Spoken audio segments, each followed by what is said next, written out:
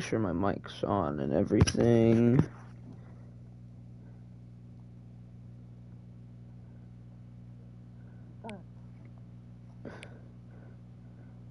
Okay, I want to wait. Okay.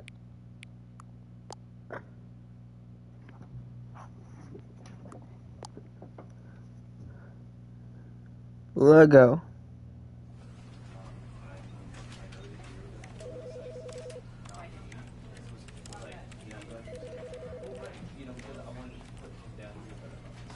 Hello. The end is never the end. There's never the This end. is the story of a man named Stanley. Uh-huh. Stanley worked for a company in a big building where he was employee number 427. Employee number 427's job was simple.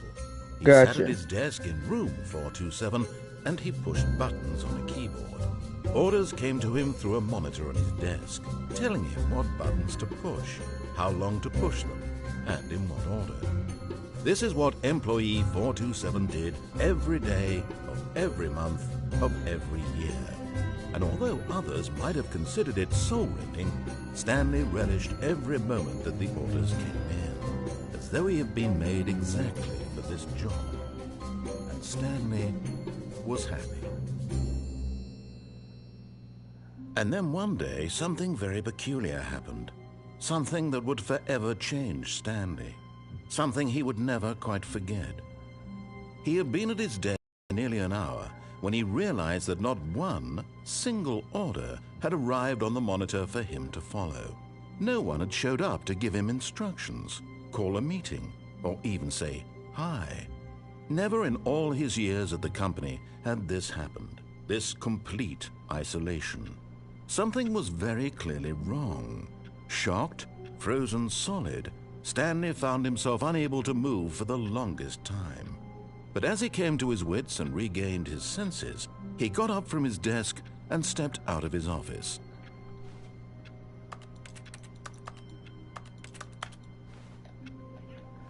Oh, my keyboard works.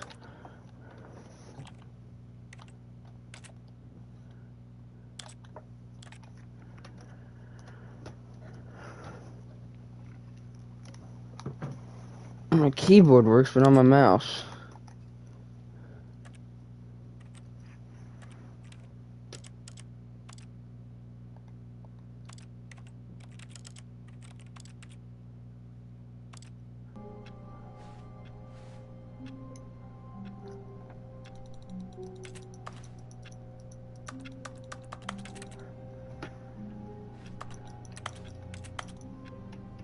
That sucks.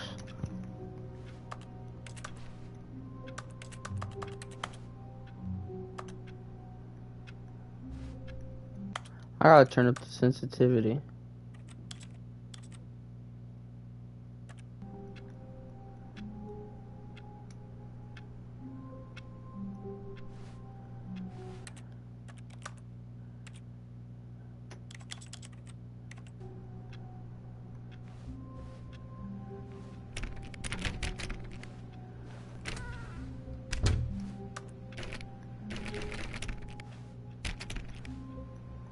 All of his co-workers were gone.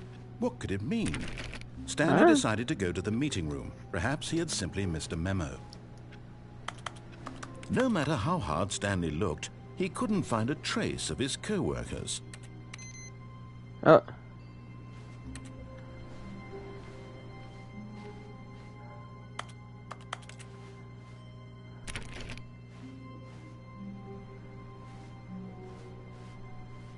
A door. It is open.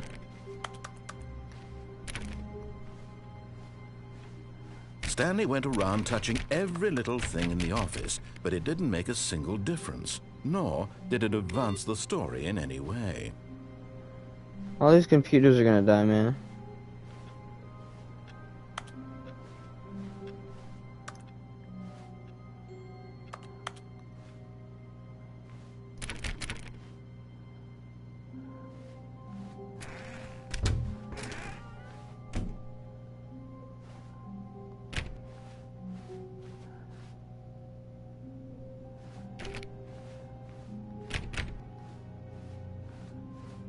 When Stanley came to a set of 2 open doors, he entered the door on his left.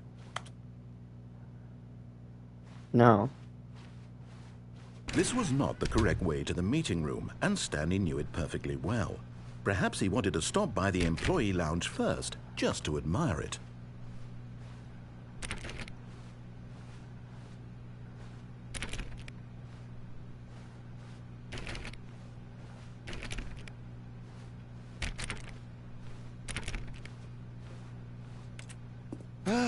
Yes, truly a room worth admiring. It had really been worth the detour after all, just to spend a few moments here in this immaculate, beautifully constructed room. Stanley simply stood here, drinking it all in.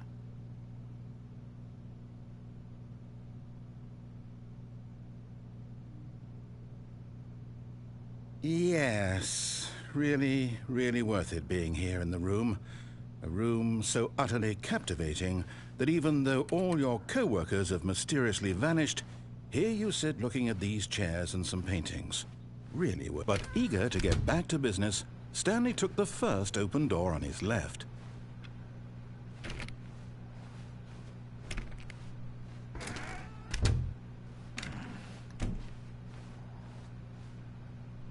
Stanley was so bad at following directions, it's incredible he wasn't fired years ago.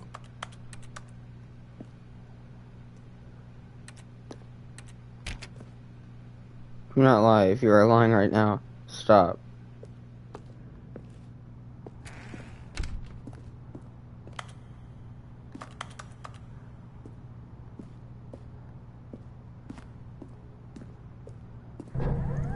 Look, Stanley, I think perhaps we've gotten off on the wrong foot here.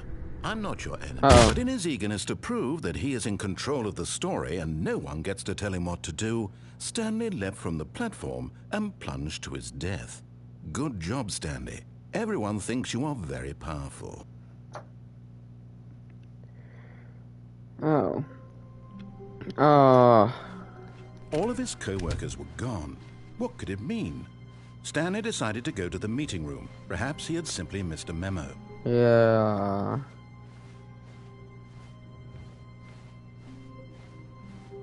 When Stanley came to a set of 2 open doors, he entered the door on his left.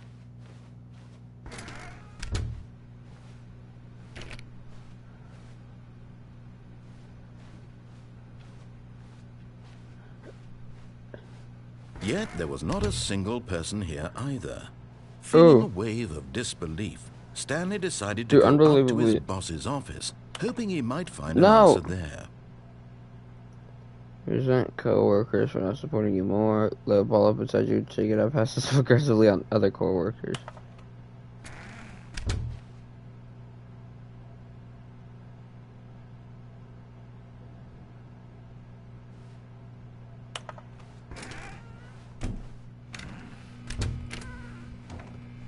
Stanley stepped into the broom closet, but there was nothing here, so he turned around and got back on track. Broom.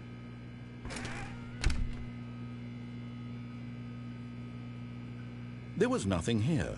No choice to make, no path to follow, just an empty broom closet. No reason to still be here.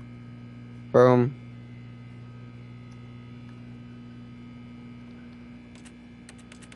It was baffling that Stanley was still just sitting in the broom closet. He wasn't even doing anything. At least if there was something to interact with, he'd be justified in some way. As it is, he's literally just standing there doing sweet FA.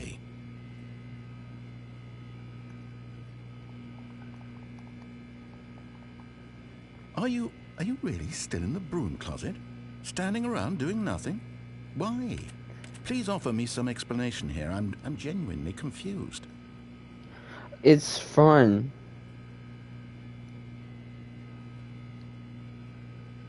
You do realize there's no choice or anything in here, right? If I'd said Stanley walked past the broom closet, at least you would have had a reason for exploring it to find out. But it didn't even occur to me because literally this closet is of absolutely no significance to the story whatsoever. I never would have thought to mention it.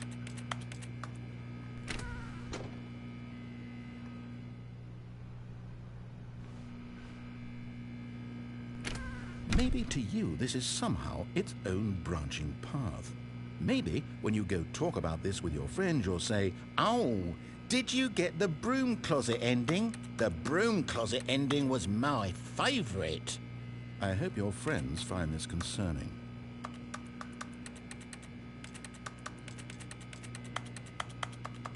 Stanley was fat and ugly and really stupid. Hey. He probably only got the job because of a family connection. That's how stupid he is. That or with drug money.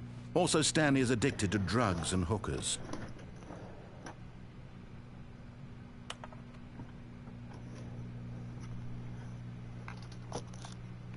I'll be back.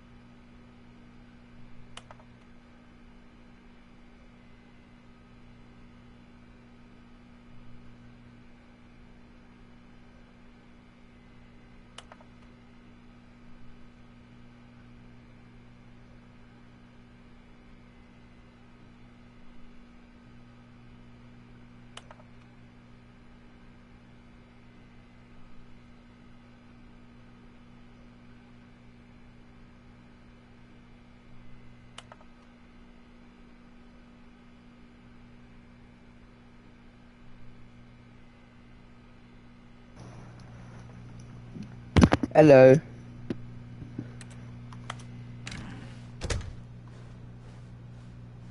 Up or Coming down? to a staircase, Stanley walked upstairs to his boss's office.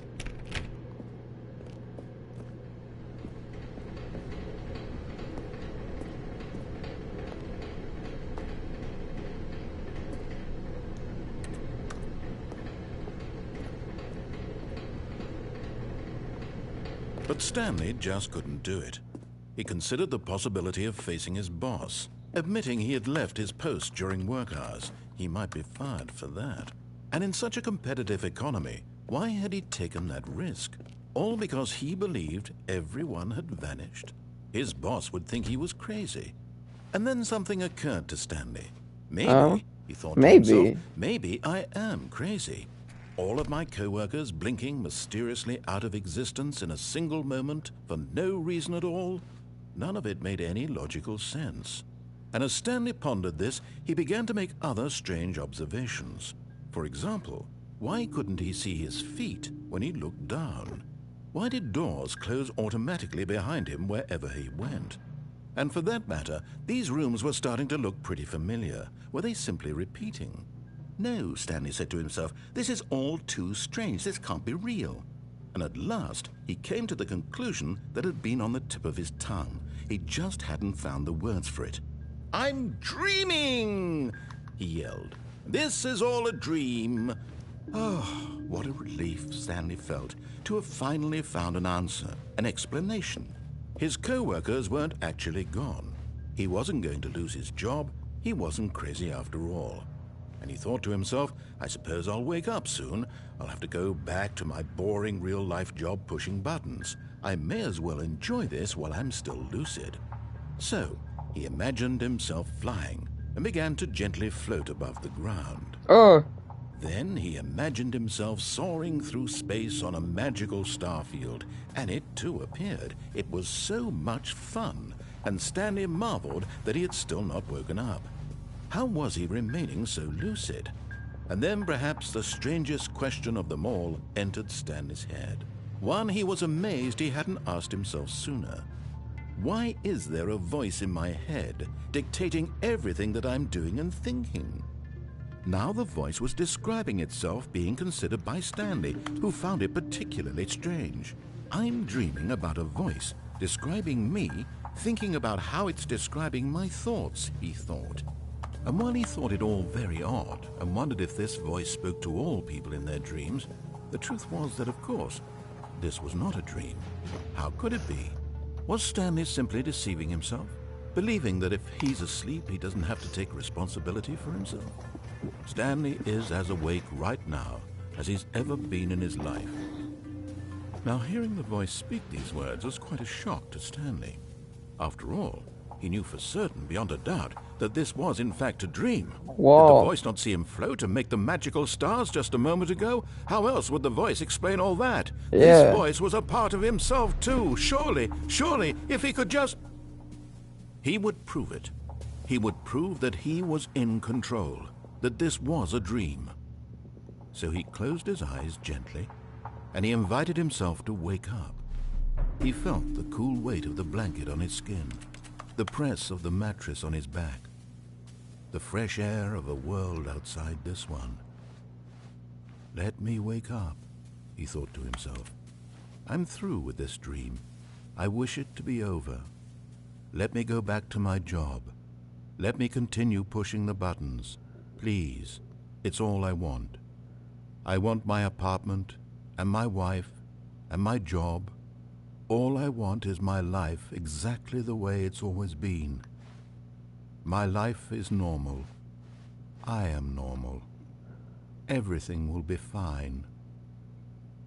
I am okay.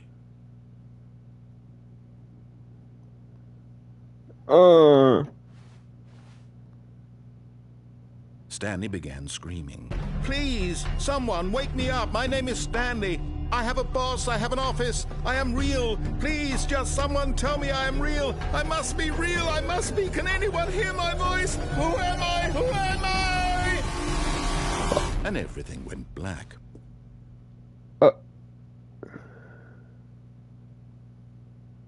This is the story of a woman named Mariella. What? Mariella woke up on a day like any other. She arose, got dressed, gathered her belongings, and walked to her place of work.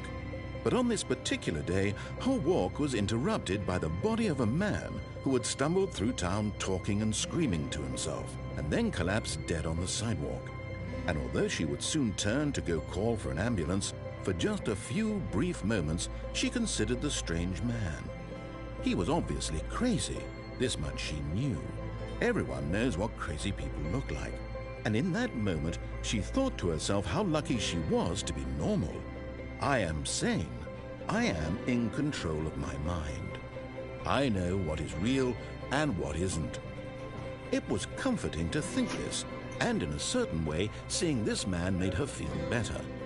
But then she remembered the meeting she had scheduled for that day, the very important people whose impressions of her would affect her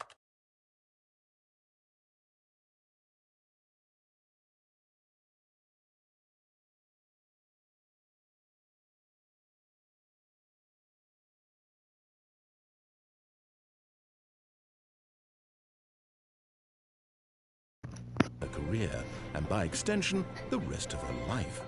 She had no time for this, so it was only a moment that she stood there, staring down at the body. And then she turned and ran.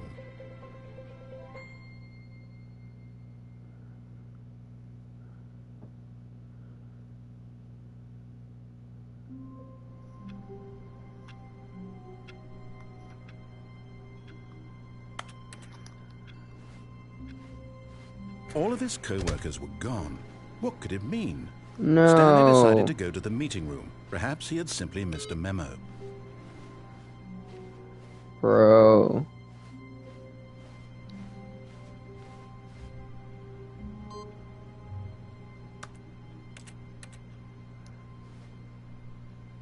What?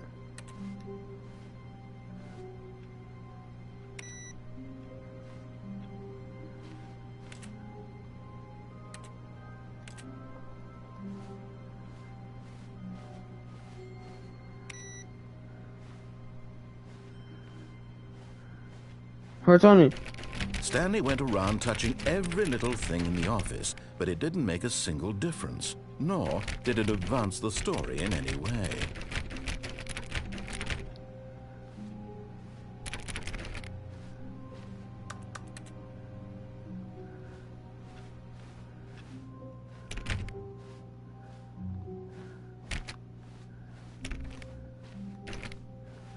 When Stanley came to a set of 2 open doors, he entered the door on his left.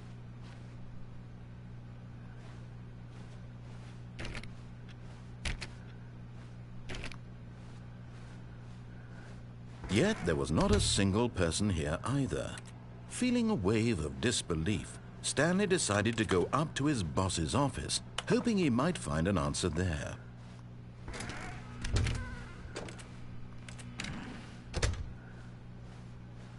Coming to a staircase, Stanley walked upstairs to his boss's office.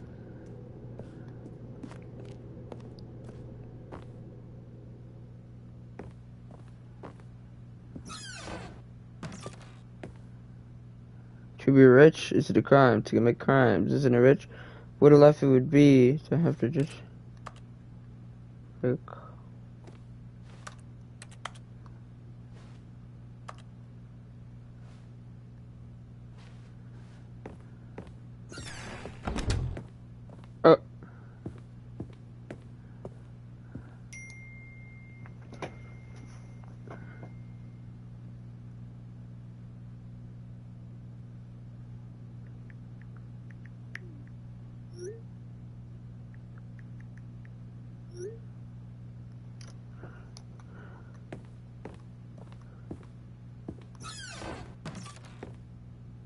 Panda.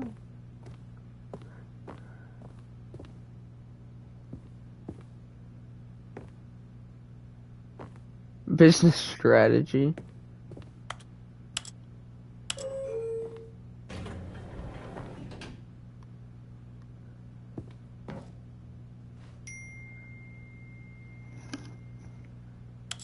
I wanna go up.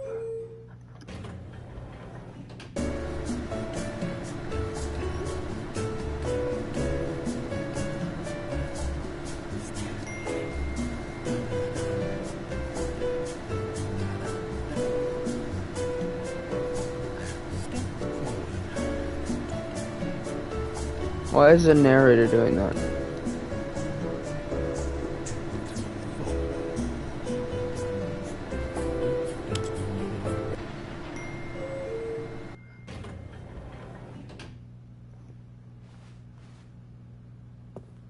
What?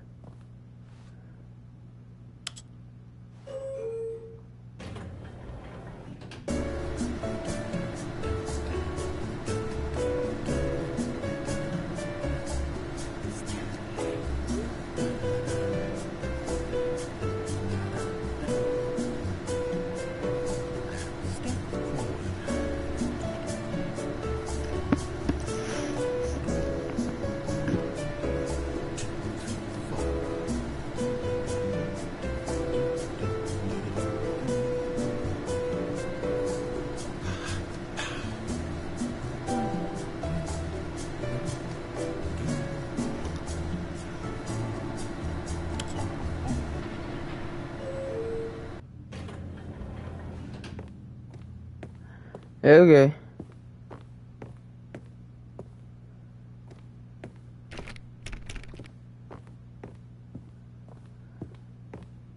Stepping into his manager's office, Stanley was once again stunned to discover not an indication of any human life. Shocked, Unraveled, Stanley wondered in disbelief who orchestrated this. What dark secret was being held from him? What he could not have known was that the keypad behind the boss's desk guarded the terrible truth that his boss had been keeping from him. And so the boss had assigned it an extra secret PIN number, 2845. But of course, Stanley couldn't possibly have known this.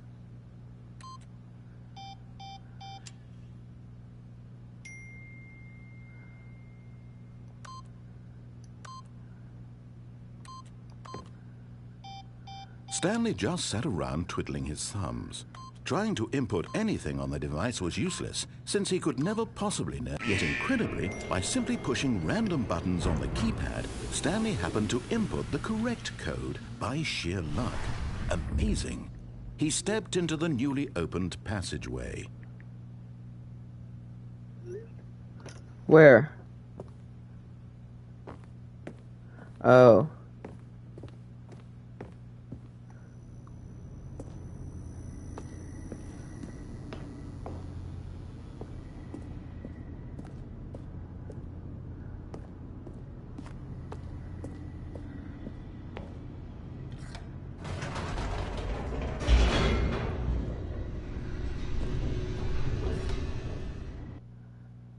Oh. Oh. Descending deeper into the building, Stanley realized he felt a bit peculiar. It was a stirring of emotion in his chest, as though he felt more free to think for himself. Welcome to the question stream. the nature of his job. Why did he feel this now, when for years it had never occurred to him? This question would not go unanswered for long.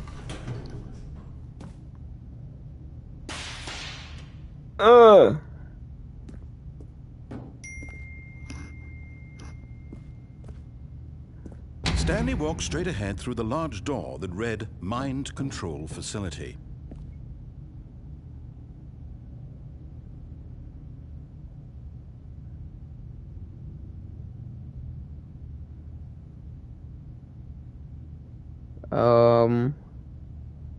Fine.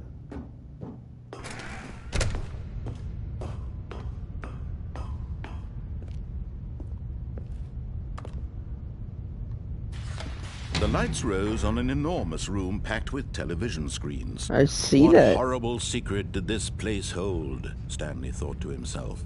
Did he have the strength to find out?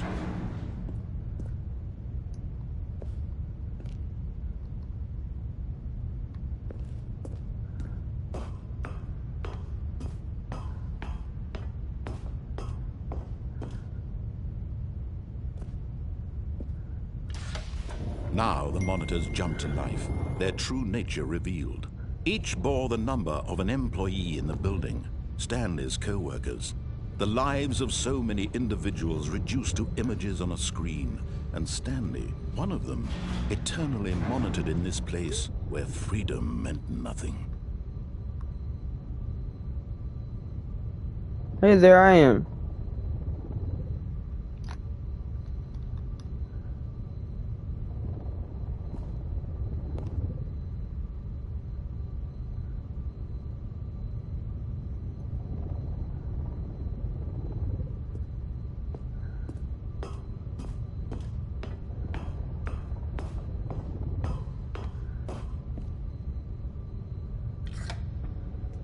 This mind control facility, it was too horrible to believe. It couldn't be true.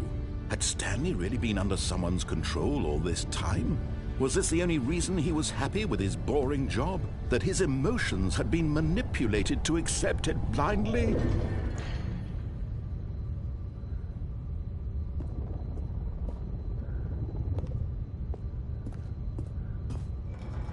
No. He refused to believe it. He couldn't accept it. His own life in someone else's control? Never! It was unthinkable, wasn't it? Was it even possible? Had he truly spent his entire life utterly blind to the world? But here was the proof. The heart of the operation. Controls labeled with emotions. Happy, or sad, or content. Walking, eating, working, all of it monitored and commanded from this very place.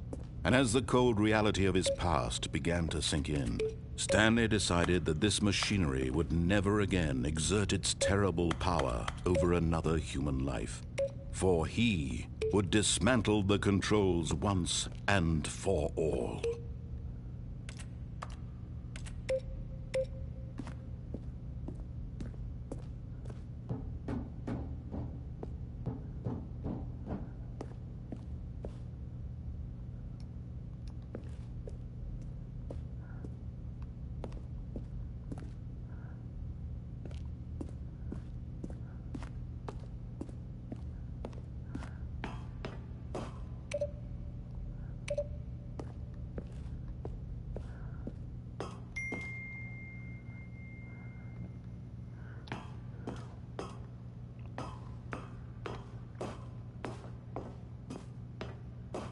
And when at last he found the sword,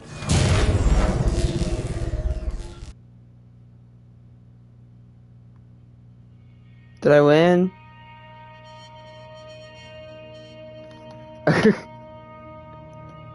blackness, and a rising chill of uncertainty. Did I Was it win? over? Yes. He had won. He had defeated the machine, unshackled himself from someone else's command. Freedom was mere moments away.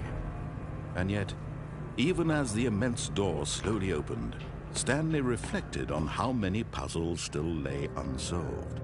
Where had his co-workers gone?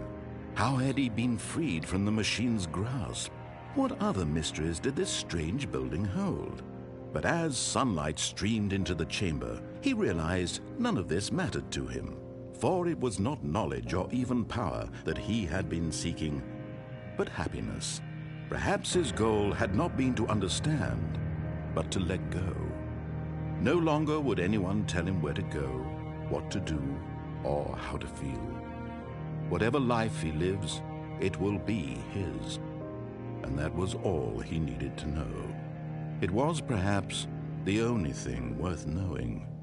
Stanley stepped through the open door. I need money, man.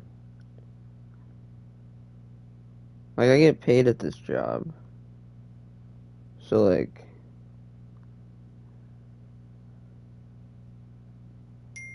I don't think I can, man.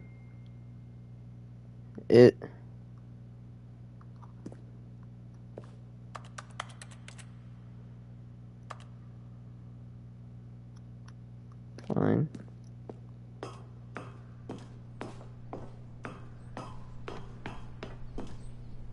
Stanley felt the cool breeze upon his skin, the feeling of liberation, the immense possibility of the new path before him. This was exactly the way, right now, that things were meant to happen. And Stanley was happy.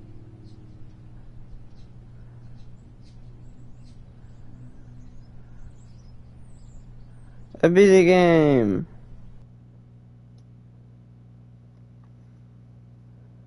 Oh, okay.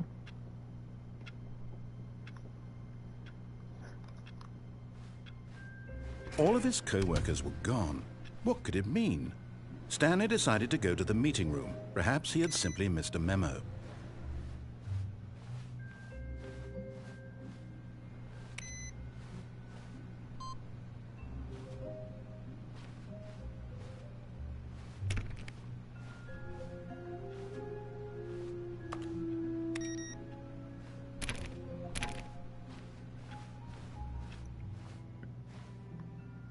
Okay, well, I'm not gonna Oh, new content? What does that mean, new content?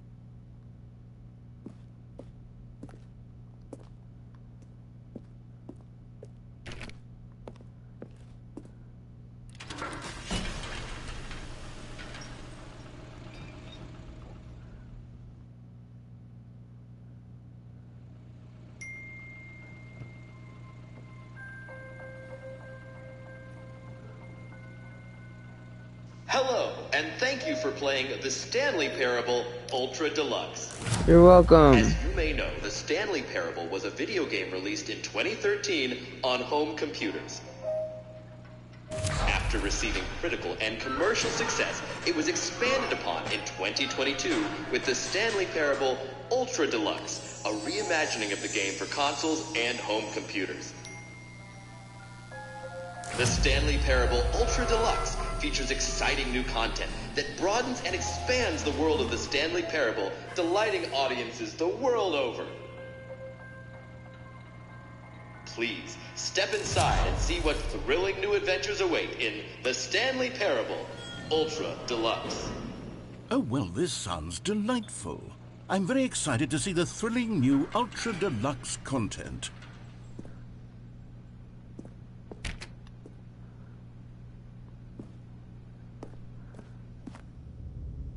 Okay, so far it's an elevator. Nothing special yet, but I'm sure it's just the beginning of a mesmerizing adventure.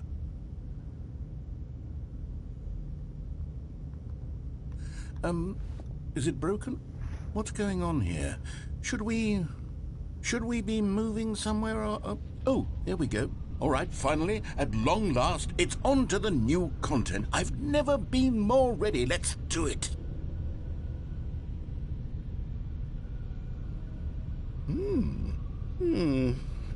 I have to say, initial impressions of Stanley Parable Ultra Deluxe, mostly tedious. It's as if them... Oh, okay. Let's see the content. Give me the content, Stanley. I got you, man. All right. All right, let's see. It's the jump circle.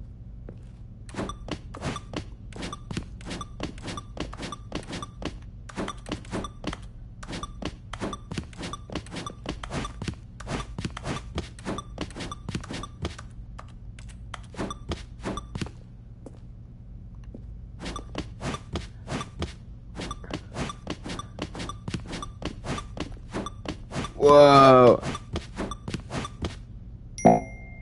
Oh.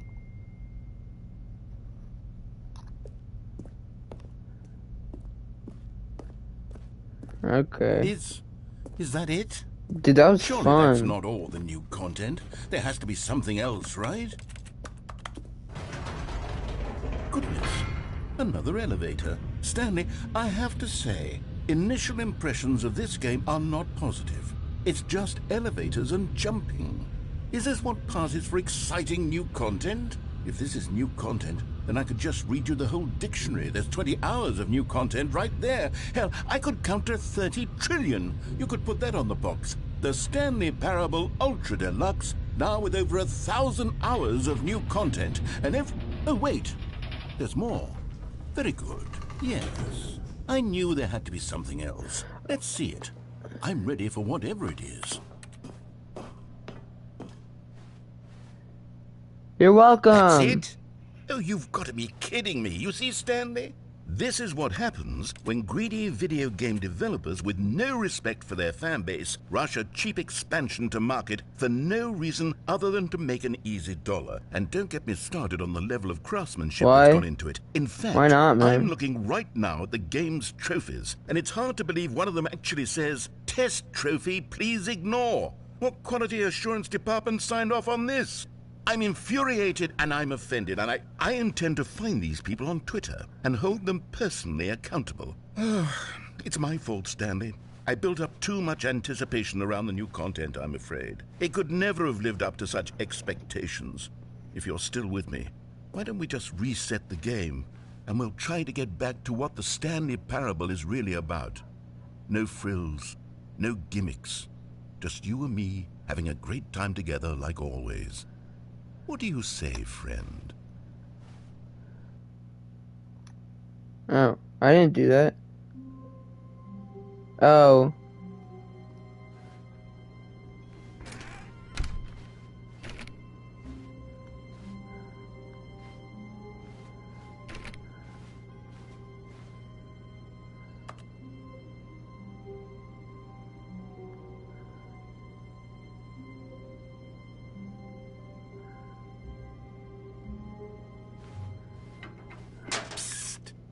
Stanley, come over Do here. I remember In the Moony vent. Cat? I want to show you something.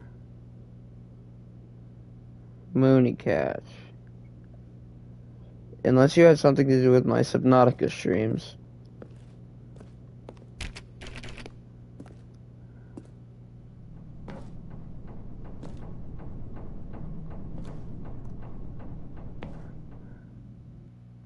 And let me know if you had something to do with my Subnautica streams.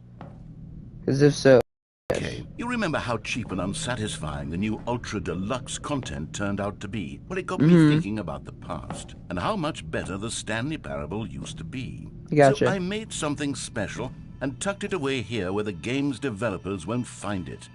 Just our little secret. Take a look. I call it the Memory Zone. It's where I've been storing all my favorite memories so I can relive the peak experiences of my life whenever I want. Experiences like the launch of the Stanley Parable on PC.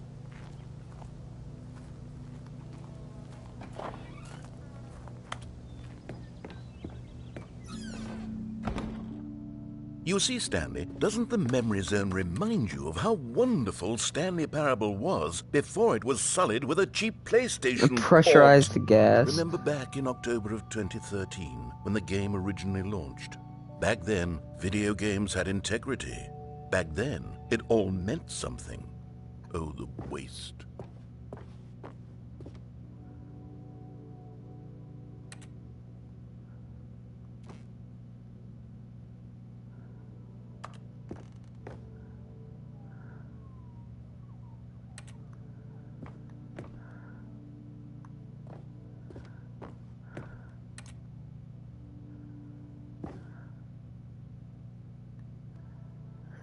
My first kiss.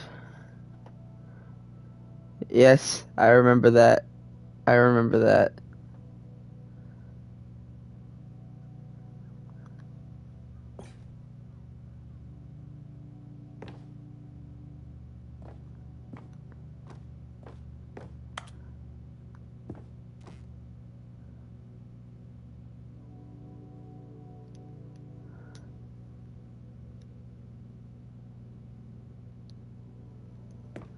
It has been a while.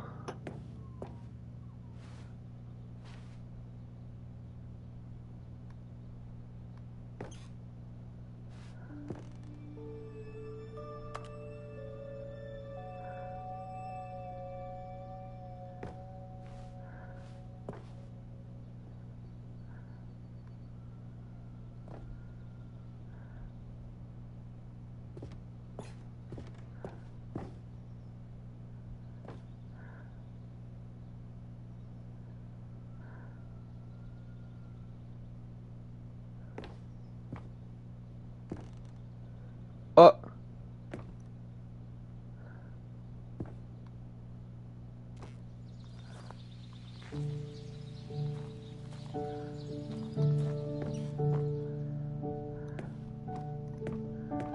Je suis dans la Memory Zone, c'est sur l'abri des loups, et je n'attends plus que ta mort. And over here is where I keep reviews of the Stanley Parable. Like this stunning triumph of games journalism, 10 out of 10 from Destructoid.com. James Stephanie Sterling writes, and I quote, "Where so many games that aspire to be more than games end up less than any form of art, Stanley Parable strives and then succeeds to be every game ever created."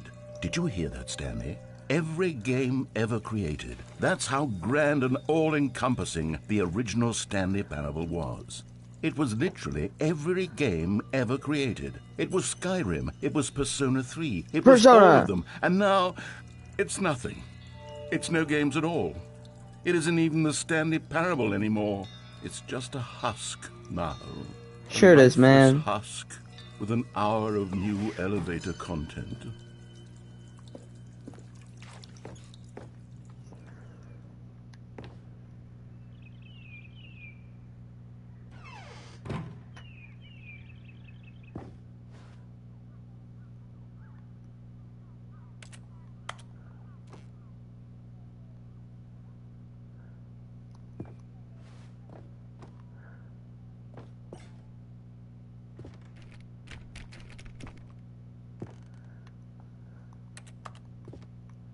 I want to go to Memories on Maintenance.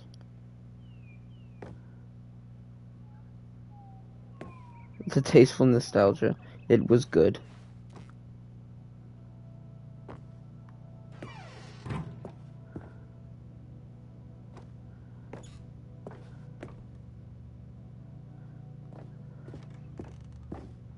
Here's another moving passage, this time from GameSpot.com. The Stanley Parable is both a richly stimulating commentary on the nature of choice in games and one that offers some of the most enjoyable, surprising, and rewarding choices I've ever been confronted with in a game. 9 out of 10. Don't you get it, Stanley? The game was perfect. It didn't need anything else. It didn't need new content. All they had to do was transport it in pristine condition along to the PlayStation. Boom, done. And they couldn't even do that. Couldn't resist the urge to go meddling with a beloved franchise.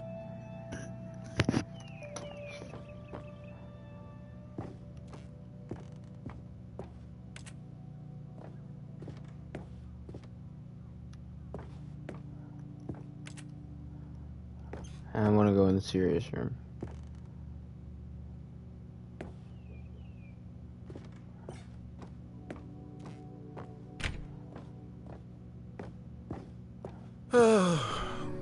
These were simpler times, Stanley. What I wouldn't give to go back, to have it all over again. Wait, hang on. I don't recall this part of the memory zone before. What's this? What's down here?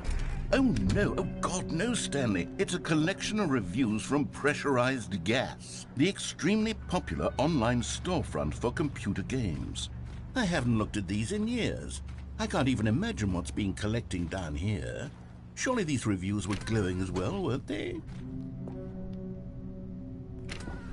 Honestly, I could not be bothered to play this game to full completion. The narrator is obnoxious and unfunny, with his humor and dialogue proving to be more irritating than entertaining. Unfunny! I'm not trying to be funny. I'm trying to make a serious work of art. I suppose I could write up a handful of gags to insert into the Stanley Parable, but the game is already such a densely layered web of profound philosophical insights that I can't even imagine where I'd have the room to stick them.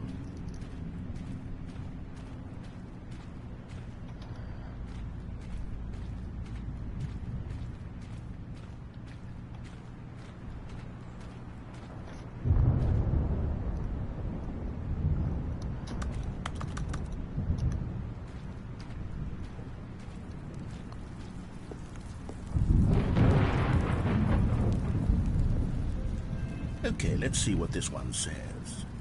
While the idea for the game is good, for someone who prefers non-linear games, this preachiness gets annoying fast. Preachy? Stanley? I'm not preachy, am I? You can tell me if I'm preachy. Honestly, you can. You're preachy. This is actually quite shocking for me. I always, well, to be honest, I had always thought of the game's dialogue as being rather terse to begin with. You can't know how much fluff I cut from the game to get it to feel as light and airy as it... Well, I always thought it did, but maybe it wasn't. Yeah. What an awful memory to have to hold on to. These black marks on my otherwise unimpeachable track record. I feel like a failure. Like I let these people down. Perhaps the Stanley Parable isn't quite as sterling as I always remembered. It's okay, What's this man. one got to say? You constantly have to stop doing anything so the narrator can catch up with his long-winded explanations of what's happening.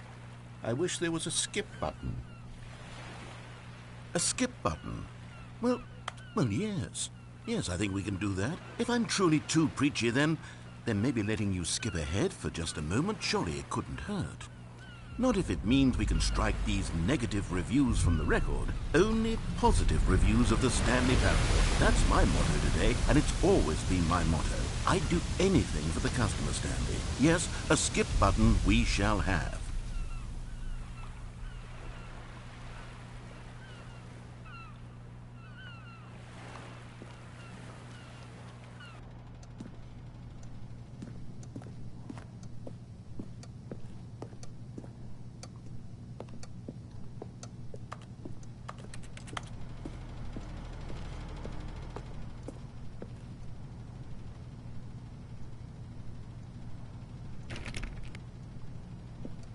And here it is. Go ahead. Oh, you're back, you see. You were only frozen in time for a few minutes, but it was plenty of time for me to deliver a long, rambling monologue full of unnecessary verbal flourishes and lengthy ruminations on the nature of choice. Well, there, sport. You really did catch me rambling on a bit, didn't you? But that's the power of the button. The minute I start to go off on a thoughtless display of self-absorption... Stop, bro. Okay, welcome back, Stanley. Now, I should say that the amount of time the button has been skipping through is becoming longer and longer. That last one was, well, I want to say maybe 30, 45 minutes? Stanley, please don't push the button again. It's been 12 hours. You've just been frozen there. I don't know why the skips are getting longer, but they're really, truly... Oh, Stanley, you're back. You're back. Oh, my goodness. I have someone to talk to again. Stanley, I think it's been a week. Or 2 weeks. Uh. Oh, hello. It's you. You're here again. Welcome. I have had time to think about you and about us and about everything we've been through. I've had so much time. I stopped keeping track after a year. Have you ever sat down in one... Yeah.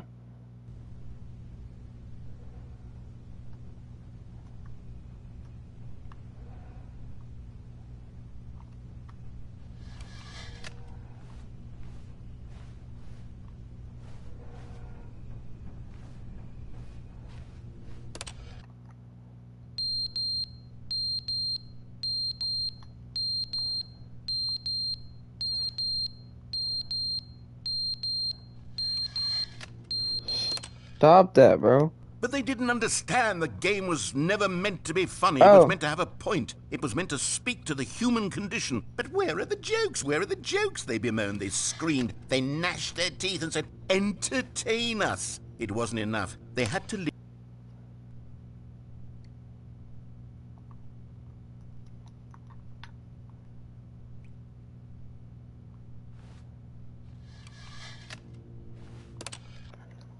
The end is never the end, is never the end, is never the end, is never the end, is never the end, is never the end, is never the end, is never the end, is never the end, is never the end, is never the end.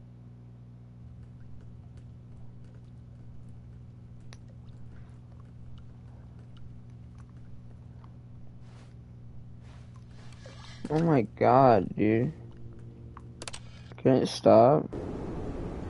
Oh.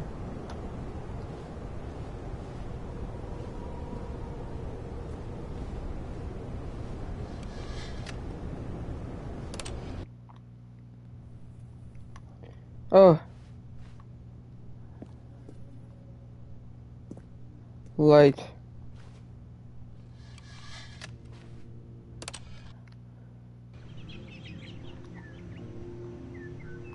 Oh.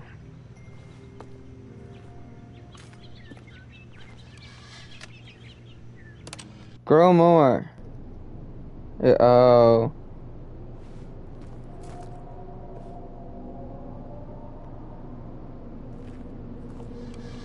Oh. Oh no.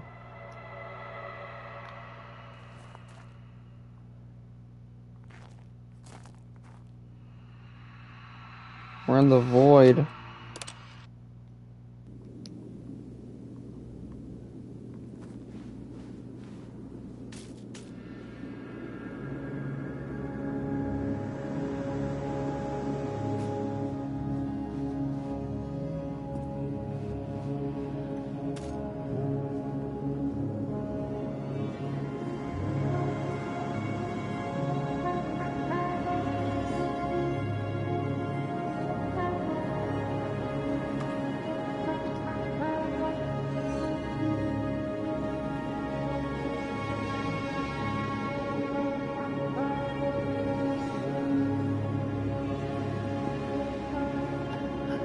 My god.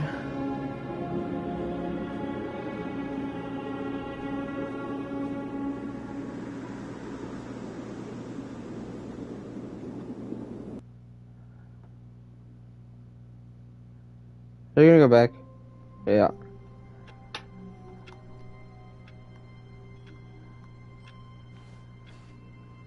All of his co-workers were gone. What could it mean? Stanley decided to go to the meeting room. Perhaps he had simply missed a memo. Perhaps.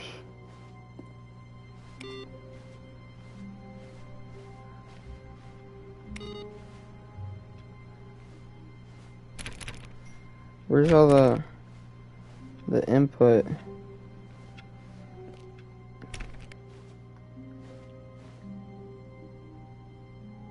New content. Oh, good. You notice my sign. Yes, I have something very exciting to show you.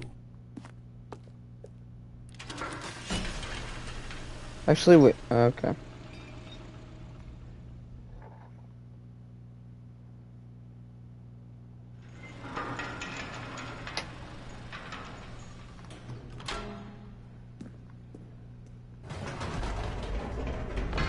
You see, Stanley, I've been reflecting on the Stanley Parable and about Yeah. how roundly disappointing this ultra deluxe version has turned out to be. The original Stanley Parable was a landmark, and any new content for it should live up to that legacy. So forget this ultra deluxe nonsense. I say we take it one step even further. Which is why I'm very proud to announce for the first time ever, the Stanley Parable 2. Oh. Yes, you see, isn't this far superior to a measly port with a few minor additions? Think of all the new territory we'll cover with a fully fledged sequel. An entirely new experience, built from the ground up. Why, there are so many possibilities. It could go in so many different directions. This is what fans have truly been asking for.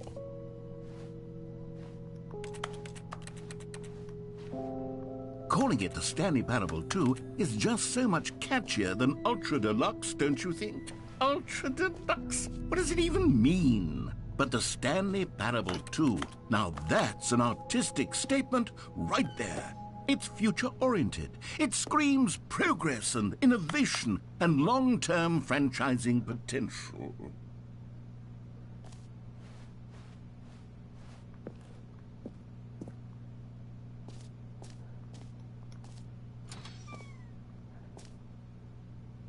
Now, to be clear, I haven't quite nailed down what exactly the Stanley Parable 2 is going to be, but let's take a look at some of the features I've been developing for it.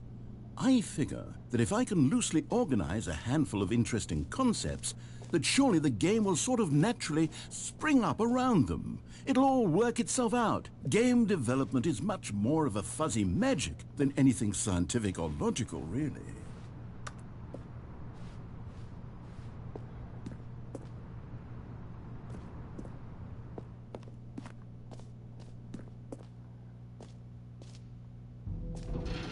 Here we are. Go on, try out some of the new features.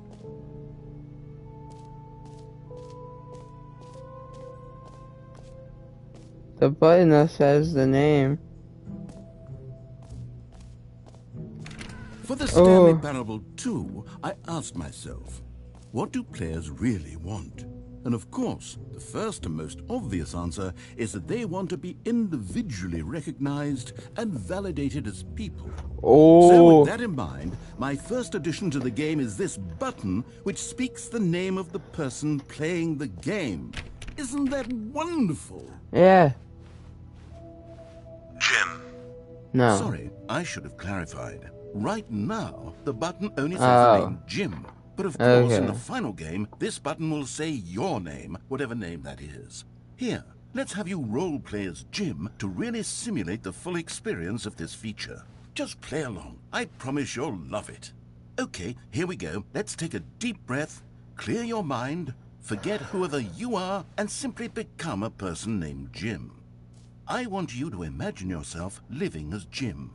Sleeping and waking. My name is Jim, bro. Falling in love and being heartbroken as Jim. Seizing all of the world's possibilities as Jim. And as Jim, watching your dreams crumble into dust. I'm Jim. Do you feel it deeply? Are you really... Jim. Whoa, hold Oh! on. I wasn't finished setting up the backstory. If you don't properly roleplay as Jim, then you'll never understand the impact of this button. Otherwise, it's just a stupid button that says somebody else's name. Okay, we're doing it again, and this time let me finish first. Now, allow yourself to become Jim. Imagine yourself driving to work as Jim, playing frisbee on the weekends as Jim, staying up all night for a popcorn and horror movie sleepover as Jim, developing a crippling substance addiction as Jim, rediscovering yourself through fringe religious groups as Jim, and finally dying a slow death at an old age surrounded by members of your cult as Jim. Do you feel it in your soul? Are you really, truly Jim right now? If so, then please step forward and press the button.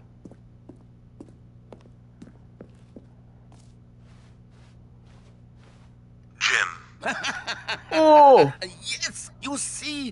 What a thrill! What a rush! That was you! The button described you. Do it again. Do it again. Jim.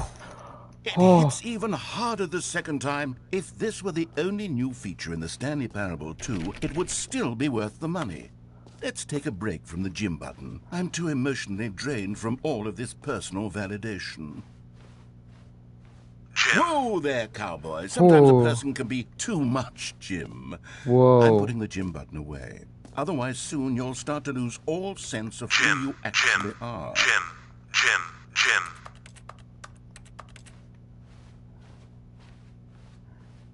I am Jim.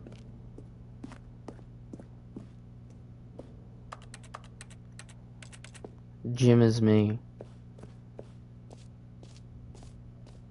The Jim Parable. I suppose I could allow only people named Jim to play the Stanley Parable 2. That would actually save me the work of finishing this feature. I am Jim.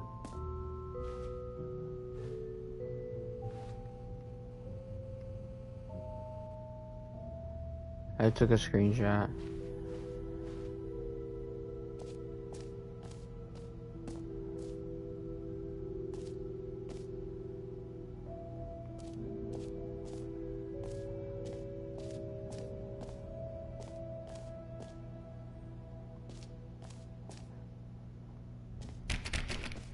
Oh, free trophy. Pull the lever. Receive your trophy. Now, here's something special. You remember that broken test trophy that got left in the game on accident? Well, I'm developing a technology to simply give you the trophy. Yes, you see, you'll come to this... Okay, perhaps I should have clarified. This is technology that will exist. Right now, the trophy is still fully broken. I'm not a wizard, Stanley, but I guarantee it will be fixed in the sequel to at last satisfy the hordes of ravenous fans all over the world who have been uproariously demanding this feature. Gamers, we hear you, and I promise it will happen. That's okay. I didn't need it. What else? What other exhibits haven't we seen yet? Oh! You know what? Let's bring the jump circle back for Stanley Parable 2 as well. It's... Oh, wait.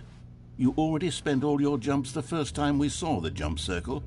Oh, well. I suppose it can just be a nice decorative piece, then. That's okay.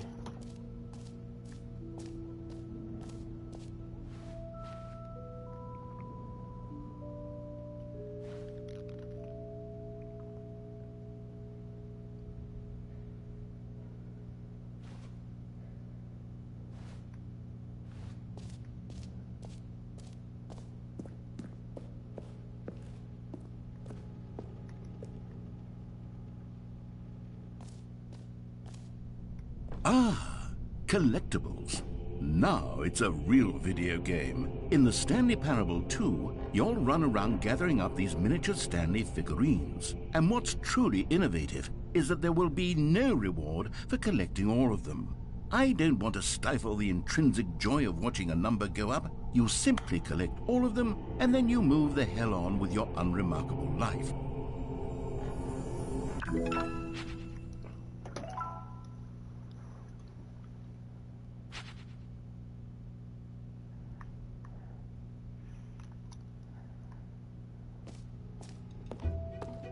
God, it really is the worst when you collect everything in a video game and then they give you a big fancy reward for it. Absolutely tragic. Okay, I'll be honest, I haven't yet decided on this one. I think that in the new version, the office could use a bit of decoration, like balloons. But I'm undecided on Get Well Someday and Happy 12th Birthday. Which would you go with? Oh, this one. For sure. Sometimes when you solicit another person's opinion, it makes you realize that you knew which one you actually really wanted all along. Get Well Someday it is.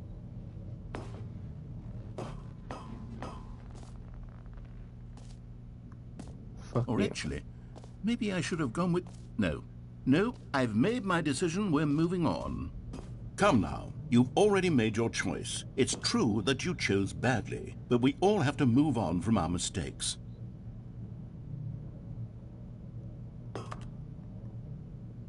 I want this one.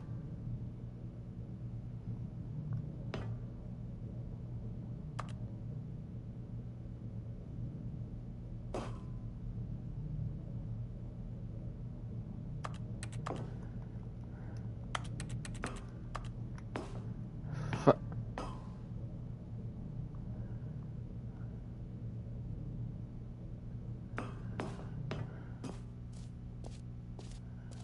Merch.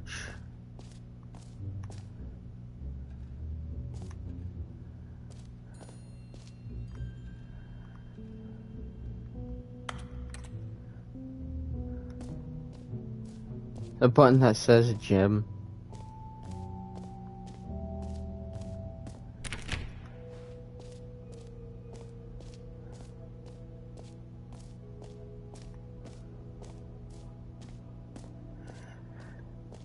The infinite hole.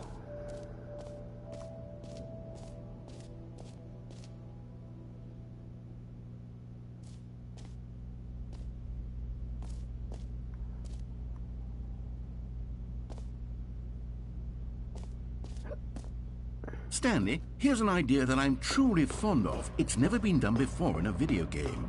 This is, in fact, a hole that you can fall down forever. That's right. Infinite falling.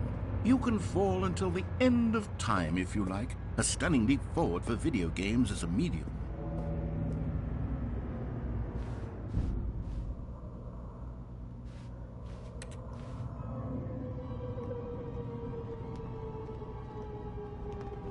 You see, isn't it wonderful? One of my more ingenious concoctions, if I do say so. Now then, since you've gotten to see the infinite hole, you can press the teleport button to pop back up to the top, and we can continue onward. Now, I don't mean to be a bummer, but I do recommend you use the teleport button to go back to the top. Maybe do it on the sooner rather than later spectrum of things.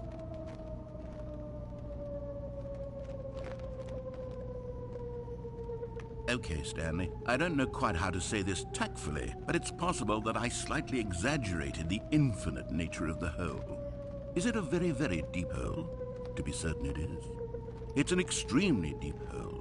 I don't want anyone to say that it isn't an astonishingly deep hole. It is. Is it infinite? Well, that sort of depends on your definition of infinity. From one perspective, the infinite is merely philosophical in nature. It's more of a...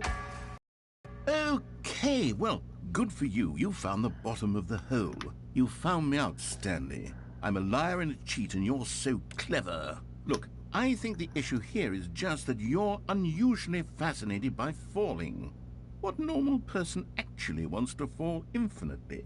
I figured the hole was as deep as anyone would actually need. Don't you put this on me. Maybe you're the problem. Look, things got a little heated there. I think we both said some things we didn't mean. Why don't we just put all this behind us and agree to just call the hole mostly infinite? If that works for you, then go ahead and press the teleport button to warp up to the top of the hole and we can move on. I'll just be up here when you're ready. Great. Now, I'm very excited to show you... Oh, for heaven... You see, I was right. The problem is you. The problem is that you like holes too much. Not normal. A normal person would have said, yep, that's an infinite hole right there, goes on forever till the end of time. Don't need to see it all, but not you. Oh, no, no, no, no. You have a weird sort of... Oh. Did the hole seem even shorter to you this time? I couldn't help but feel like you spent a little less time in there than you did before. I mean, admittedly, I didn't make an infinite hole, but I didn't think it was that not infinite. Well, I suppose once again there's nothing to do here. If you decide you've had enough of the hole, you can hit the teleport button and come join me up above. Had enough? I'm positively thrilled. Gosh, how could I have guessed? You're back in the hole. And it's gonna end. Become a thing where... Wow. Okay. Yes. I'm starting to become extremely certain that the hole is not only not infinite, but that it's growing steadily less and less infinite. I suspect that I'm starting to hit the point where it's no longer feasible to call the hole infinitely deep, even by the lax overall standards for accountability and marketing. What's going on here? Stanley, I have no explanation for the uncertain nature of the hole's length.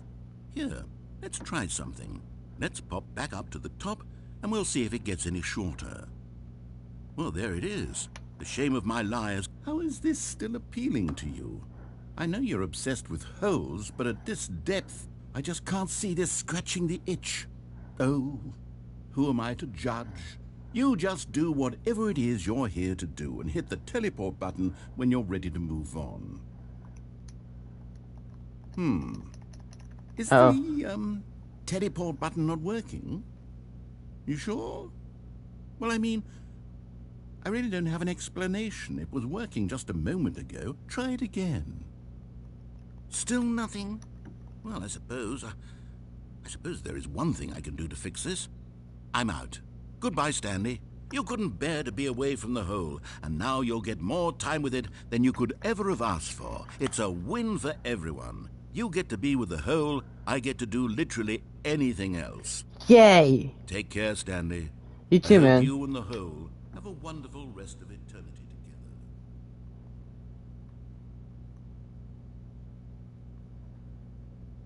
That was a nice hole.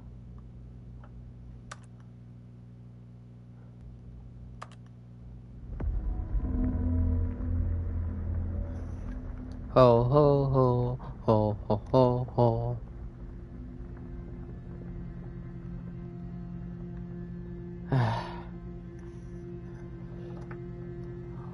You know, I've never thought about the specialty of holes. You know, it's they can be any length, any width, any amount of deepness. It's all up to the person digging the hole.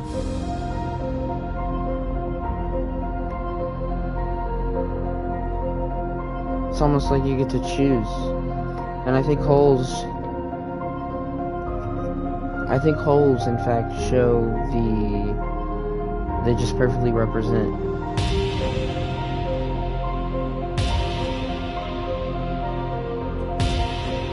the amount of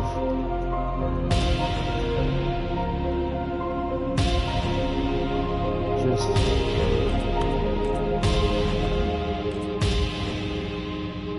freedom people have.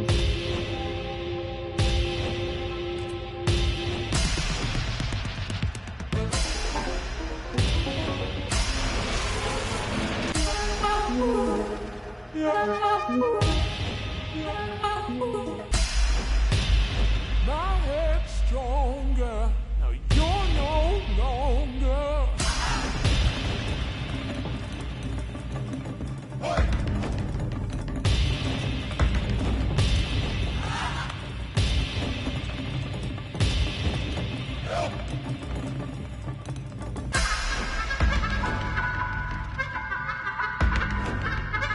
Puppies!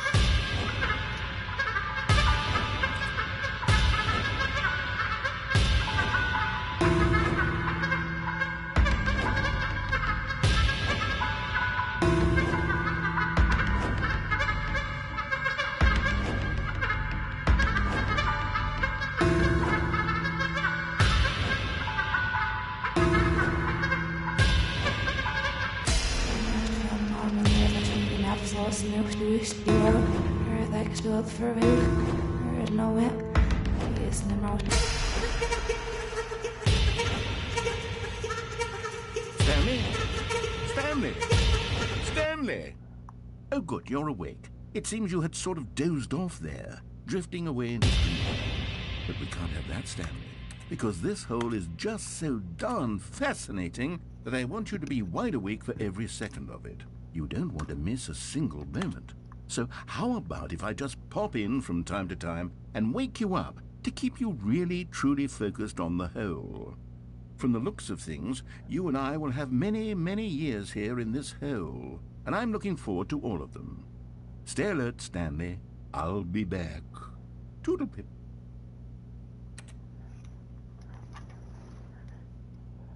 As I was saying, I feel like holes have this I think they perfectly show the freedom humans have when it comes to choices. Oh, come on. Here we are. Go on. Try out some of the new features.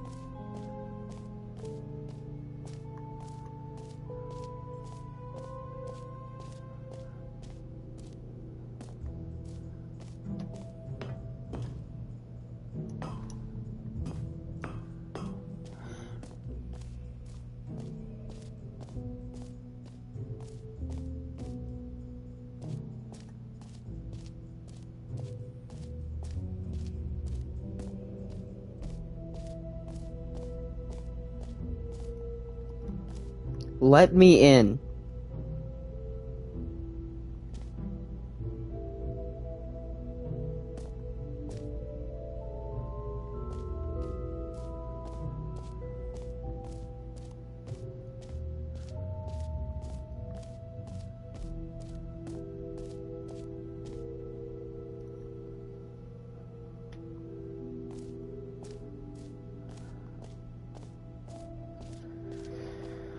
A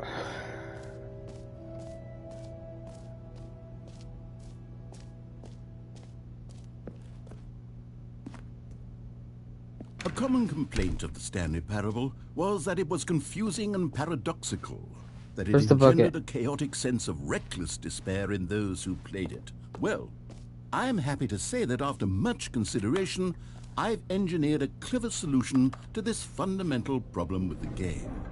It's the Stanley Parable Reassurance Bucket. You see, Stanley, Bucket. anytime you're holding the bucket, a sense of calm and ease will fill your mind. And But I can't. can you feel it? The glow of comfort, even in the face of crushing despair, must already be sweeping through your body. And in fact, Bucket, can I say that I do bucket, believe the bucket lends you an air of bucket, charisma as well? I think that just bucket. holding it has made you the slightest bit more attractive as a person. Thank The you. benefits of the bucket seem to go on and on, don't they? All this and more await you in the Stanley Parable 2.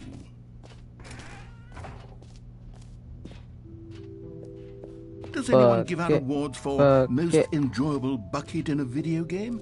That really should be an Is it award if it isn't 344? already.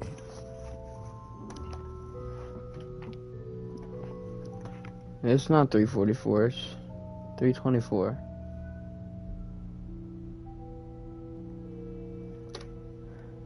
That's... Damn. Bucket, bucket, bucket, bucket. I get a bucket. Huh.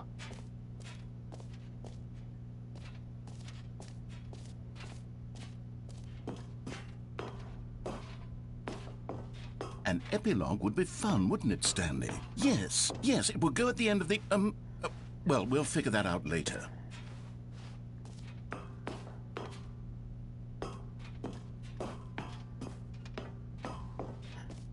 I get a bucket. I've got a bucket.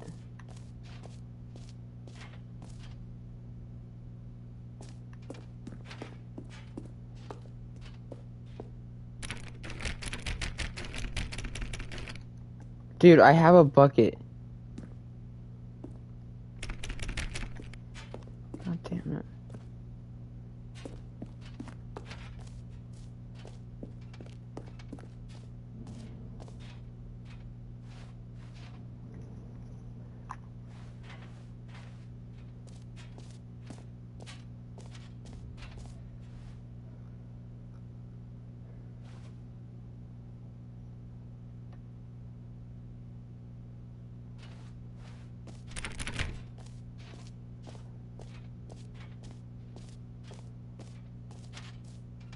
Think I can scan that code?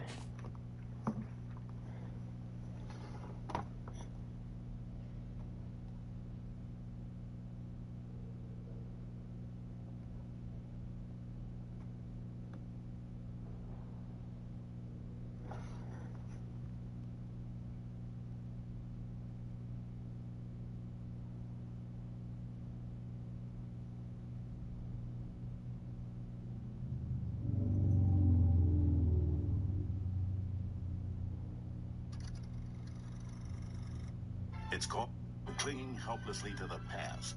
So, go ahead. Its developers stood. In fact, it's the your neighborhood. There you have it.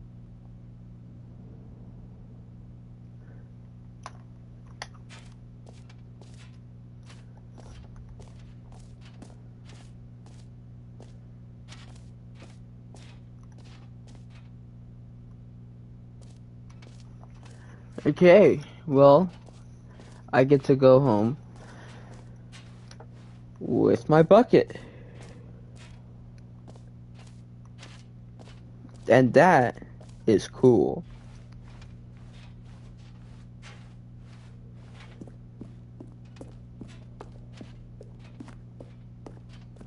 All right. Have you seen everything you wanted to? Ready to move on now? Yeah. As long as I can keep the bucket, that is.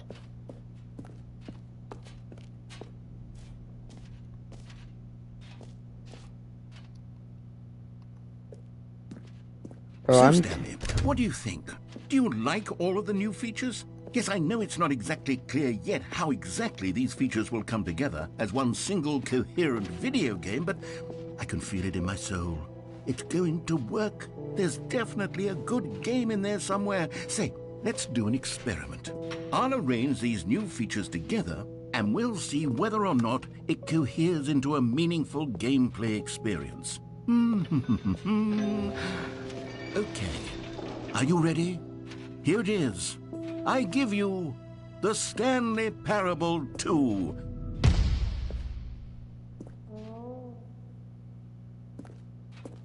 I mean, there's Let me in. potential here, right? Let me in. Sort of. Okay, never mind. Hold on. Let me do a different arrangement. Let me in. Okay, yes. Yes, this is much better. I feel good about this. Here we go. Version 2. Let me in. Who am I kidding, Stanley? This isn't a coherent video game at all. It's a lot of gags. And I do very much enjoy creating gags, but they don't add up to anything. I need the collectible. I wanted more than anything to create a sequel that would capture all the magic of the first game. I wanted fans to love it. No matter how good these gags are, they won't stand on their own. They would need the structure and the gameplay of the original. Wait, maybe that's it. I can take the original Stanley Parable and simply, well, insert a few of my new features into it. Tastefully, of course. With respect. With care for the vision and integrity of the original game. Would it possibly work? I suppose it could. But it would need a really, really tremendous title screen. A title screen that says with bold and uncompromising conviction, "This is the Stanley Parable 2." Let me see if I can whip something up. All right, perfect. Go ahead. Take a look. Perfect.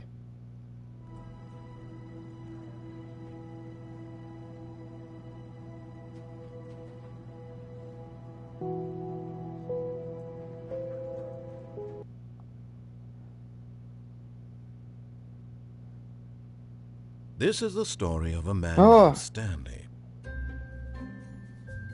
Stanley worked for a company in a big building where he was employee number 427.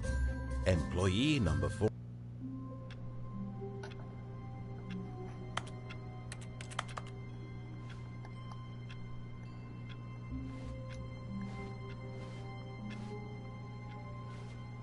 All of his co-workers were gone. What could it mean?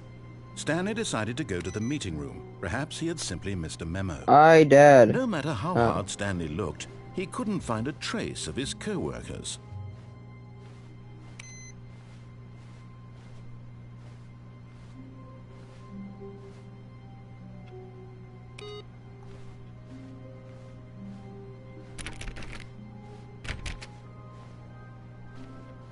Stanley went around touching every little thing in the office.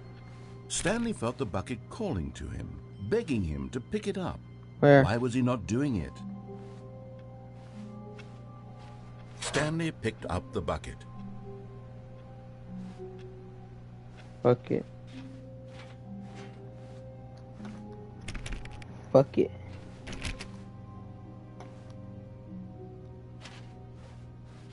Stanley clutched the bucket tightly to his chest and entered the door on his left. Bucket. This was not the correct way to the meeting room, but Stanley had felt the bucket calling to him, telling him that the employee lounge was simply the place to be.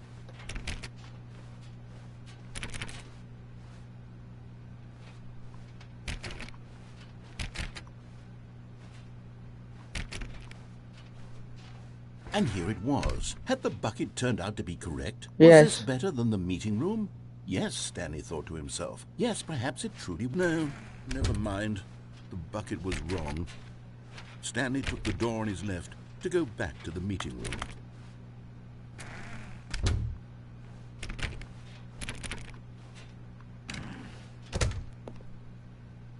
No, Said the bucket.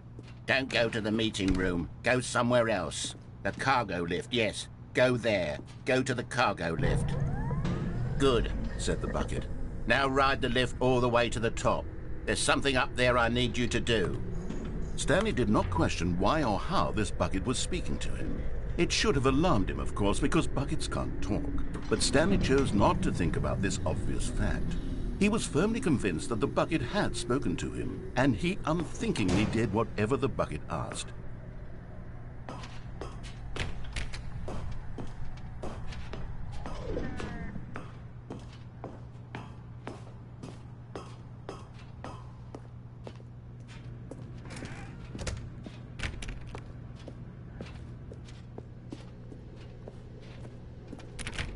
No, stop.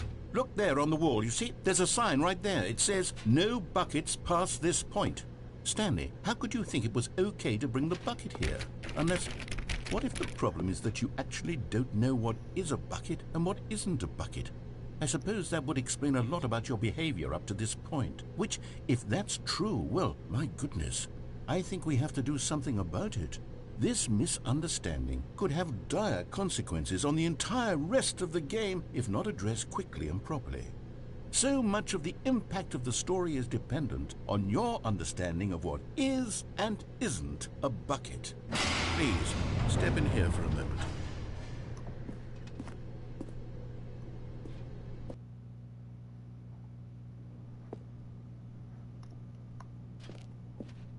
Now then, I'm going to run you through some test scenarios, and you'll tell me whether or not the thing I'm showing you is a bucket.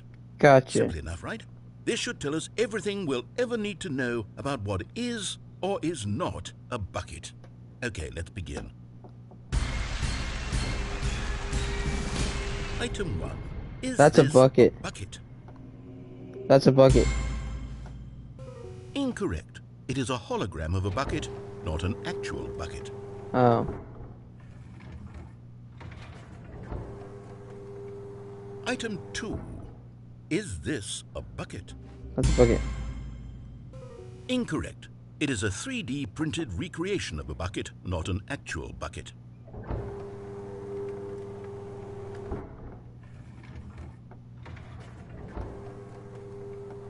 Item 3. Is this a bucket? That's a bucket. Correct. This is a bucket. Yeah.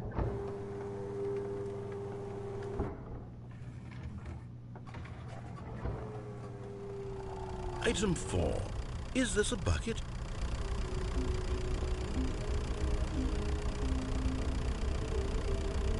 No. Correct. This is a tractor and not a bucket. To be honest, I just sort of put this one in here as a gimme, but I was starting to get concerned that even this might be too much for you. Thank you for not making me look like an idiot. Okay, next one.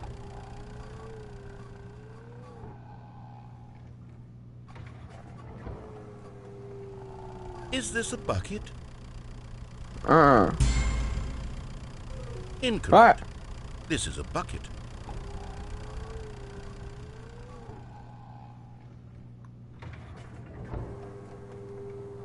Item 6. No. Is this a bucket? No. Trick question. Both. Gotcha. Okay. Item... Wait, hold on. I can't find the next one. Let me see. It should be around here somewhere. Alright, I got a bucket for you. Here. Oh, it's a bucket. Okay, you and I both know there isn't anything here. And I don't appreciate the implication that nothing is a bucket when we both clearly know that a bucket is something. And therefore nothing could possibly be something. Unless, in your twisted mind, have you somehow convinced yourself that a bucket is nothing? Answer me straight, Stanley. Do you believe that nothing is a bucket? Everything is a bucket. You know what? I'm too confused to even sort it out. I've lost all sense of perspective. Everything What is a is a bucket. bucket? What isn't a bucket? Mere moments ago I could answer these questions with confidence. And yet now I'm somewhat adrift. Do any of us know what a bucket is? Am I a bucket? Stanley, I can't keep doing this. I'm losing myself, and myself was all I ever had to begin with. You're a bucket. I'm afraid the bucket is threatening to tear I our can teach relationship you. apart. I can't have that. I'm sorry. But I'm going to erase all buckets from the game entirely. No. Okay, here we go. No.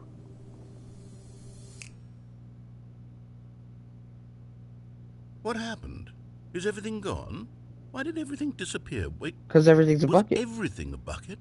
Everything's a Every bucket. single thing in the game was a bucket. Everything's a My bucket. God, I had no idea. I told How you. could- Except me. I'm not a bucket after all. And you, Stanley, you're still here. You're not a bucket either. God damn Oh, it. this is wonderful news. We're not buckets. Yes, I actually feel much more at ease right now. We're buckets. It's delightful to get some clarity on that issue, but it doesn't change the fact that we haven't got a game. I'm still So, moving, Tell dude. you what, I'll reset everything and we'll put back all of the buckets, okay? Alright. And we'll know that it's all a bucket. But if you run into anyone else, maybe don't mention that. Who knows what that information might do to a person? All right, here we go.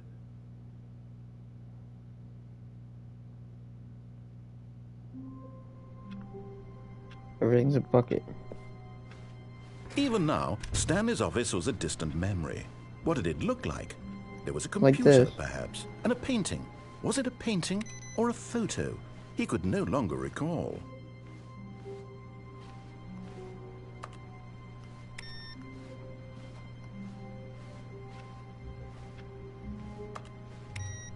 Stanley lifted the bucket into his arms, and a wave of comfort rushed over him.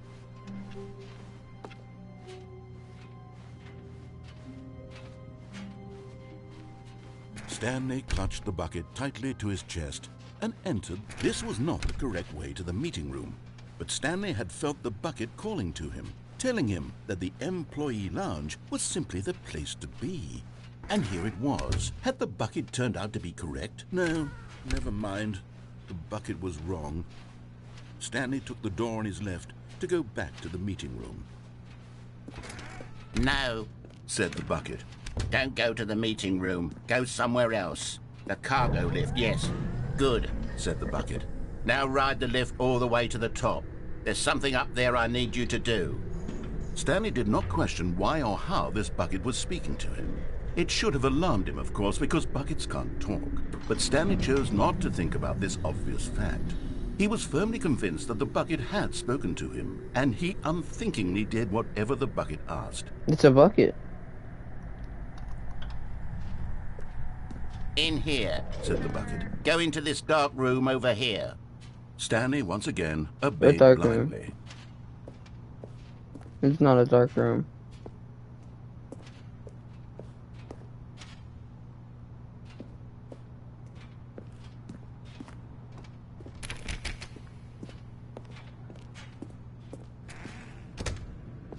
Oh, this dark room. Now pick up the phone. Hello? This is the sad story of a man named Stanley and his bucket. Once upon a time, I gave Stanley a bucket because I thought he was lonely and could use a friend. And then, very distressingly, he began to believe the bucket could speak to him.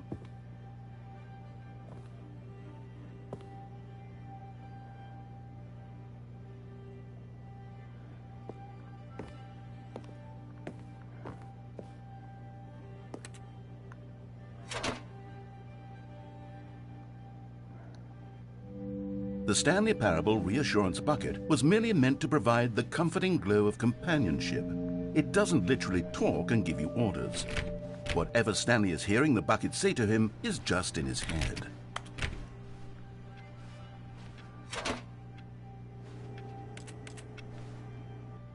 Lately, I've been concerned about him. Wouldn't you be concerned as well?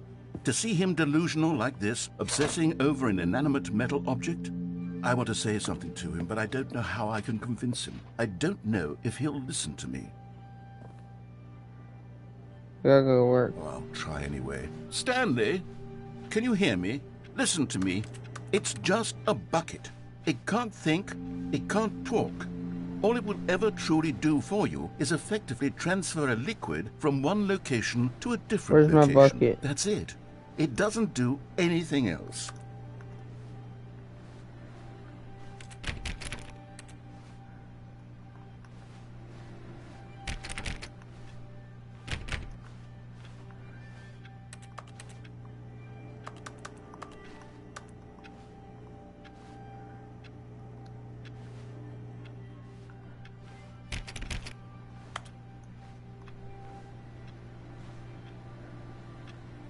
Bucket.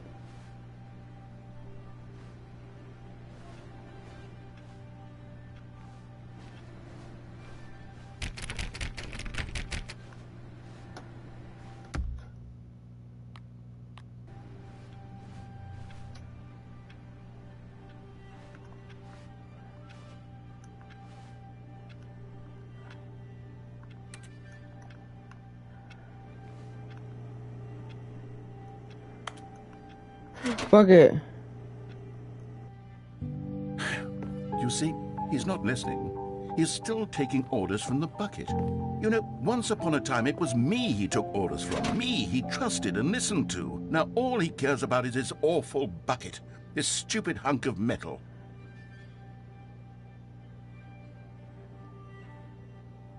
Am I hearing something? No. It's sad, but I suppose he doesn't need me anymore. From now on, he's just going to cling to this bucket, this cold, empty bucket, this sort of shiny bucket. Well, I'll give it this. The bucket does have a nice shine to it.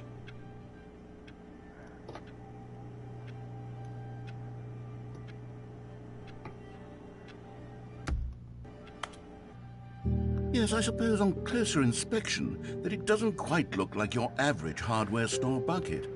It's just a little more, what am I trying to say? Sturdier, more capable of transporting liquid. Yeah. Like it would be better at moving an amount of water from one room to another.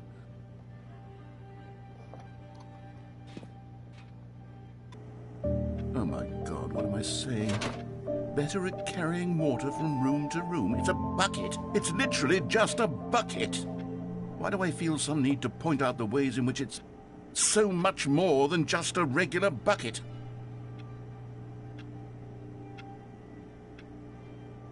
Oh no. I'm having feelings for the bucket. No, no, no, no, no, no, no, no. What's going on? Why do I want to be with the bucket? Oh, Hear what the bucket has to bucket. say. Do anything it asks. What's wrong with me? I don't understand. Perhaps Bucket. if I had I the didn't know bucket, you felt this would this be less way. confusing. Yes. The bucket could tell me what to do in this troublesome situation. Stanley, give me the bucket. Give it to me. Give me the bucket, Stanley. I need it. Give it to me now. Give it, or I'll...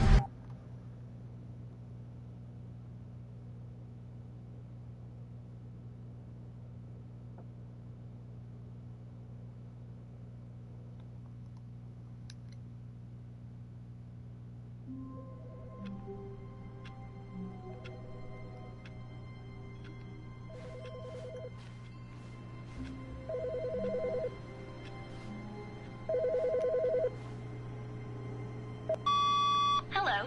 This is a recorded message scheduled either by you or a person in your place of work. The purpose of this message is to warn you about the dangers of recorded messages. If at any time you believe you are listening to a recorded message, please terminate it immediately and cease all flow of information from the recorded message into your perceptual sphere. Thank you, and have a pleasant day.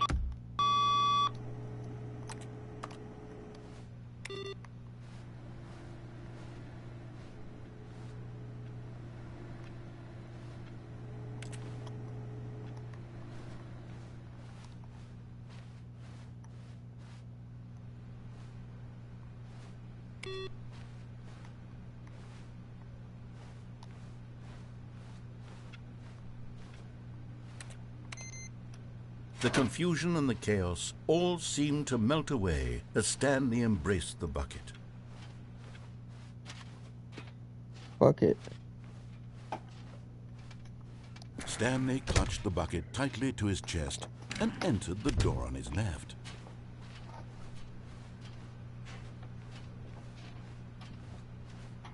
Still no one was here. Stanley needed the bucket's warmth and comfort now more than ever. Perhaps his boss's office was where he... Oh, Stanley, can you feel it? The broom closet. It wants the bucket. You can feel that, can't you? The aura of jealousy? It's as clear as day. This broom closet believes it deserves the bucket. I can really feel it now. It's a bucket. It belongs in a broom closet. That's what the broom closet is trying to say here. It's supposed to go with the other cleaning supplies. Good for you, Stanley. Don't give in. Don't hand over the bucket.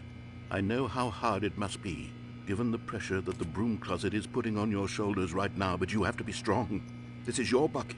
This is your companion and lifelong friend. You can't hand it over. Oh, no. We're getting into name-calling now, it seems. Is this how low the broom closet has sunk, that it has to resort to this stream of petty insults simply in order to get you to hand over the bucket? Stanley, I never liked this broom closet for a variety of reasons, but even this is worse than I had imagined. And wait, now the broom closet has the gall to imply that you and the bucket are not truly deep and lasting friends? That your relationship is purely superficial? Coming to a staircase, Stanley and the bucket walked upstairs to the boss's office.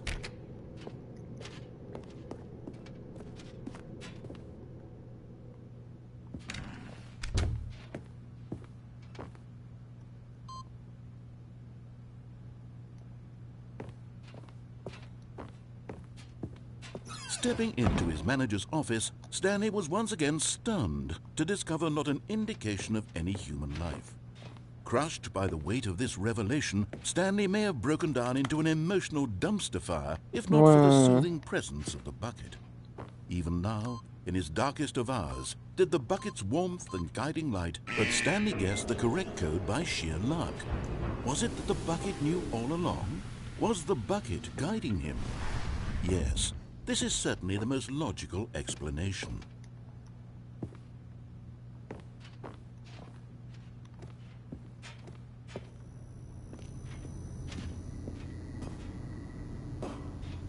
Oh. You found one of them. One of the miniature Stanley figurines. Remember, no reward for collecting all of these, only the intrinsic pleasure of a job well done. You can't buy that sort of happiness, Stanley. God knows I've tried. So, I implore you to savor each and every moment you come across one of these beautiful figurines.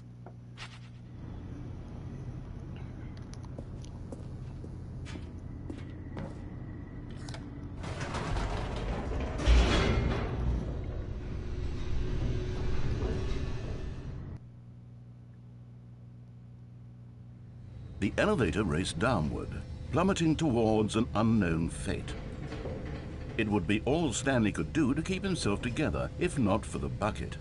Soothing him, comforting him, reassuring that in this darkest moment of uncertainty, he would be all right.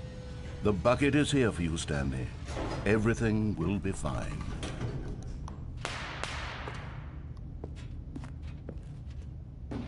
Stanley and the bucket walked straight ahead through the large door that read, Mind Control Facility. I don't think I want the bucket.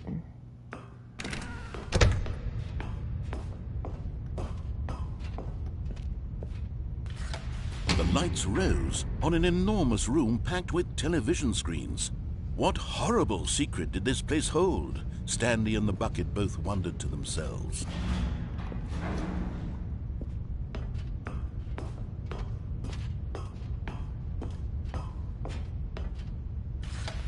The monitors jumped to life, and Stanley nearly dropped the bucket in shock. Everyone in the office was being videotaped, monitored like guinea pigs.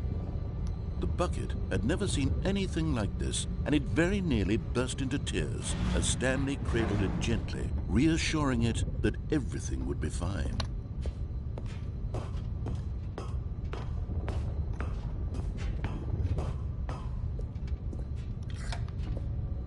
Was the bucket under the mind control facility's influence as well? Had the bucket been told to do things it didn't wish to do? What kinds of things does a bucket want to do or not want to do in the first place?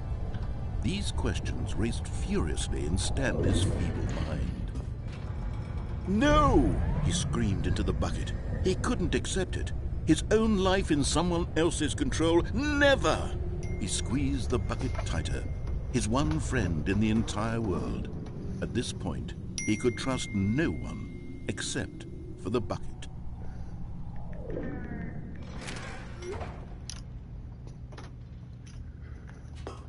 But here was the proof. The heart of the operation. Controls labeled with emotions, happy or sad or content. Walking, eating, working, all of it monitored and commanded from this very place. And as the cold reality of his past began to sink in, Stanley decided that this machinery would never again exert its terrible power over another human life. For he and the bucket would dismantle the controls for good. Two best... But at the last second, the bucket jumped in and pressed the button to turn on the controls. Stanley gasped in horror. Had this been the bucket's plan all along? To take over the machine and claim the power for itself? How could the bucket have betrayed him like this? Stanley was prepared to throw the bucket away in disgust when suddenly an image appeared upon the enormous screen. Birds. Silly birds. The control buttons became active again.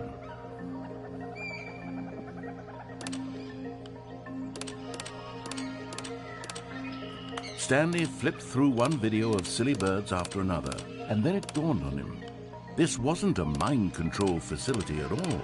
It was a facility for monitoring and surveilling silly birds all over the world. The mind controls were only a facade to disguise its true intentions.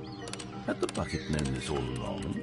Stanley marveled at the metal genius in his hands, the one who had pointed him towards this incredible discovery. Stanley and the bucket never found freedom because they spent the rest of their lives here in this place, flipping through live streams of the silliest birds imaginable. Of all the possible paths his life could have taken, this one was surely the best. And Stanley was happy.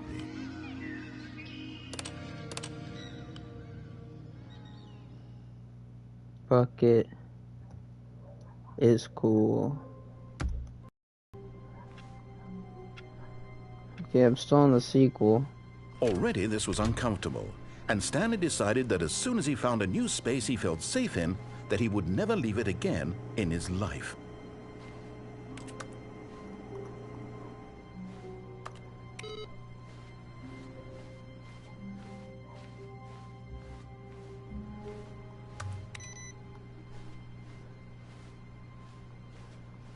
I'm not taking the bucket.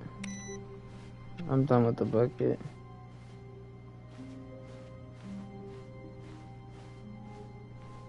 When Stanley came to a set of 2 open doors, he entered the door on his left.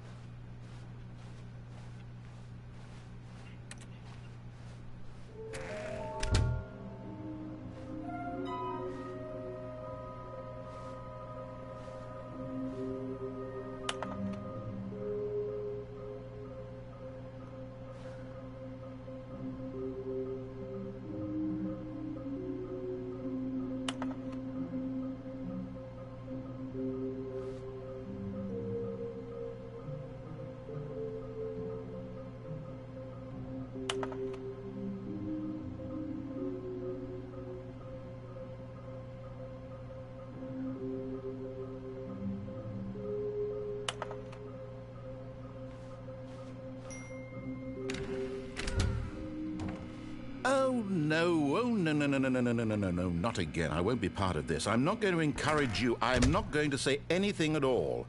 I'm just going to be coming to a staircase. Stanley walked upstairs to his boss's office.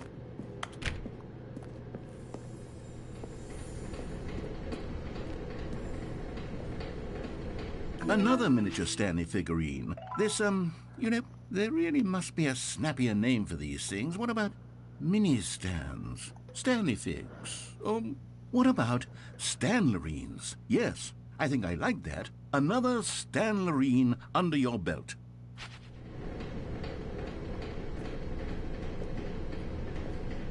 But Stanley just couldn't do it. He considered the possibility of facing his boss, admitting he had left his post during work hours. He might be fired for that. And in such a competitive economy, why had he taken that risk? All because he believed everyone had vanished. No. His boss would think he was crazy. And then something occurred to Stanley. Maybe, he thought to himself, maybe I am crazy. All of my co-workers blinking mysteriously out of existence in a single moment for no reason at all. None of it made any logical sense. And as Stanley pondered this, he began to make other strange observations. For example, why couldn't he see his feet when he looked down? Why did doors close automatically behind him where...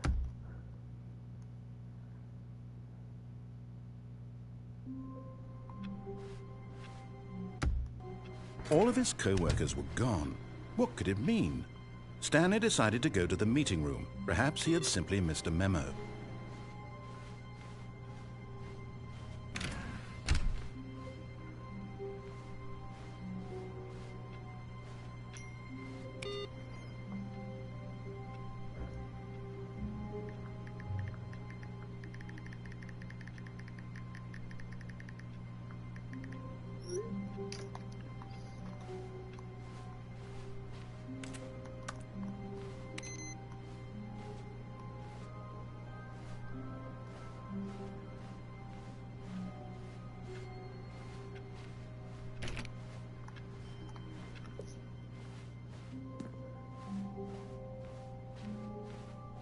When Stanley came to a set of 2 open doors, he entered the door on his left.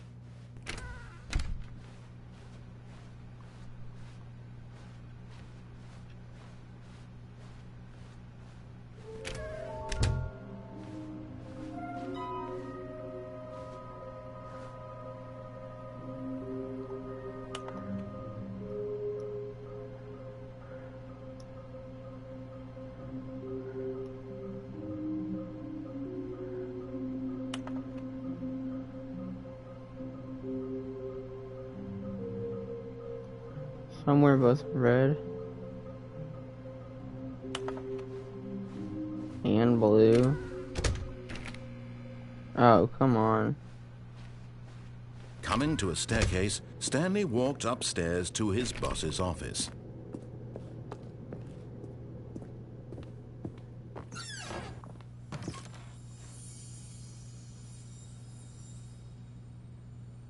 Okay, I'm going back to the name of these little Stanley figurines, and now I'm torn between Stanlerines and Figlies. What do you think, Stanley? What name better encapsulates the intrinsic sense of happiness that you get from seeing a small number in the corner of your screen go up by 1? Let me sit on it. I'm sure it will come to me.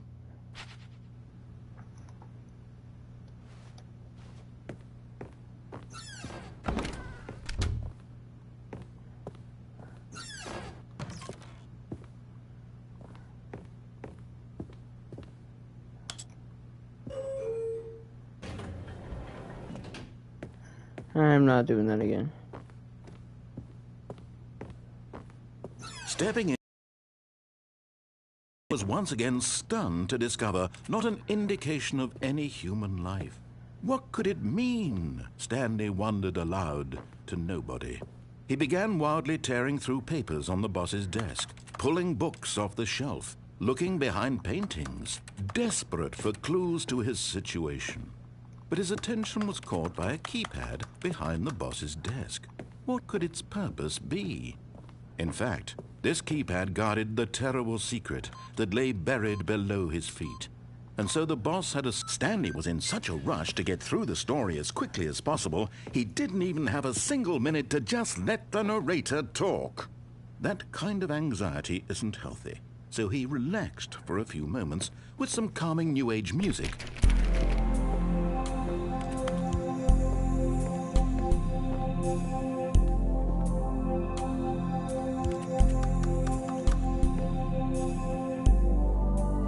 Feeling soothed and rejuvenated, Stanley calmly walked forward into the opened passageway.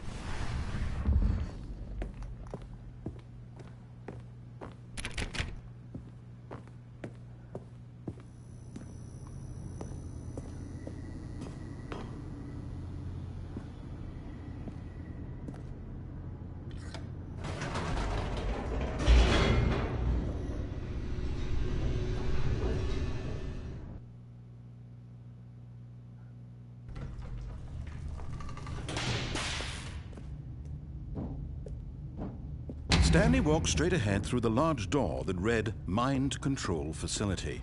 Escape! Although this passageway had the word escape written on it, the truth was that at the end of this hall, Stanley would meet his violent death. The door behind him was not shut. Stanley still had every opportunity to turn around and get back on track. At this point, Stanley was making a conscious, concerted effort to walk forward and willingly confront his death.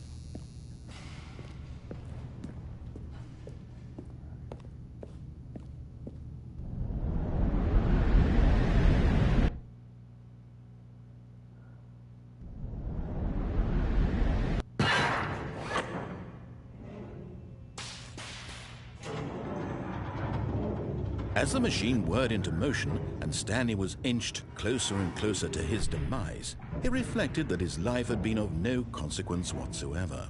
Stanley can't see the bigger picture. He doesn't know the real story, trapped forever in his narrow vision of what this world is. Perhaps his death was of no great loss, like plucking the eyeballs from a blind man. And so he resigned and willingly accepted this violent end to his brief and shallow life. Farewell, Stanley.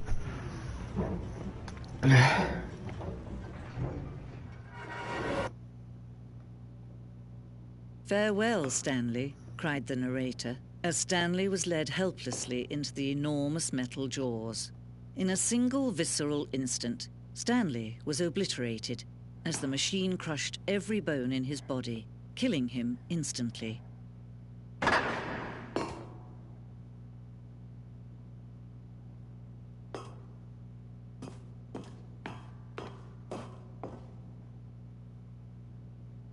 And yet it would be just a few minutes before Stanley would restart the game, back in his office, as alive as ever.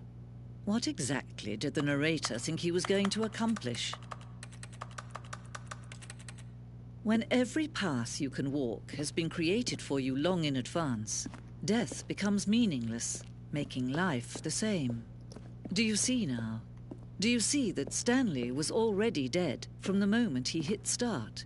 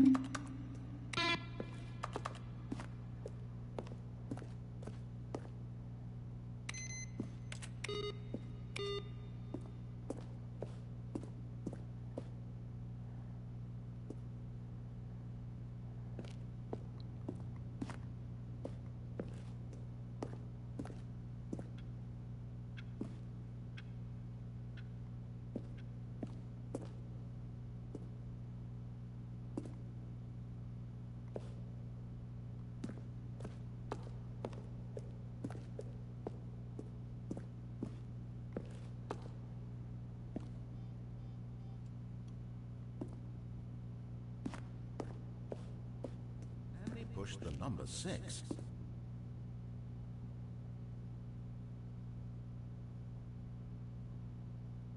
Then he'd push the number 8.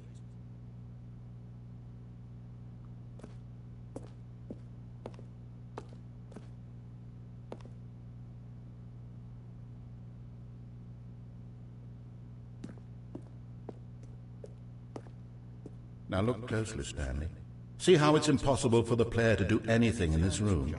Perfect example of poor level design, textbook mistake. It's the kind of thing you'd pick up on intuitively if you had even the most fundamental understanding of good and bad game design. But of course, you being you, you'll probably spend the next hour trying to solve it. Here, I'm just going to make this easy on you. Still nothing? I don't know. Well, in that case, I'll tell you what, you win. Congratulations. You did it. I know you put in a lot of hard work, and it really paid off, so good job.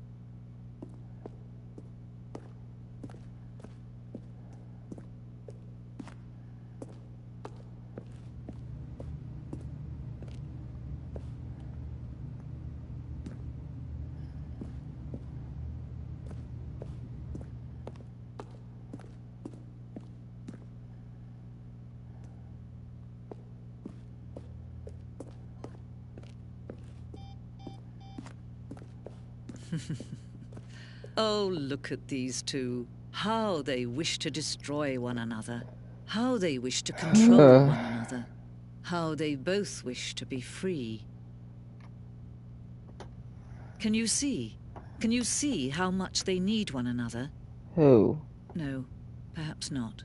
Sometimes these things cannot be seen. But listen to me. You can still save these two. You can stop the program before they both fail. Turn off your PlayStation. There's no other way to beat this game. As long as you move forward, you'll be walking someone else's path. Stop now and it'll be your only true choice. Okay. Whatever you do, choose it. Don't let time choose for you. Don't let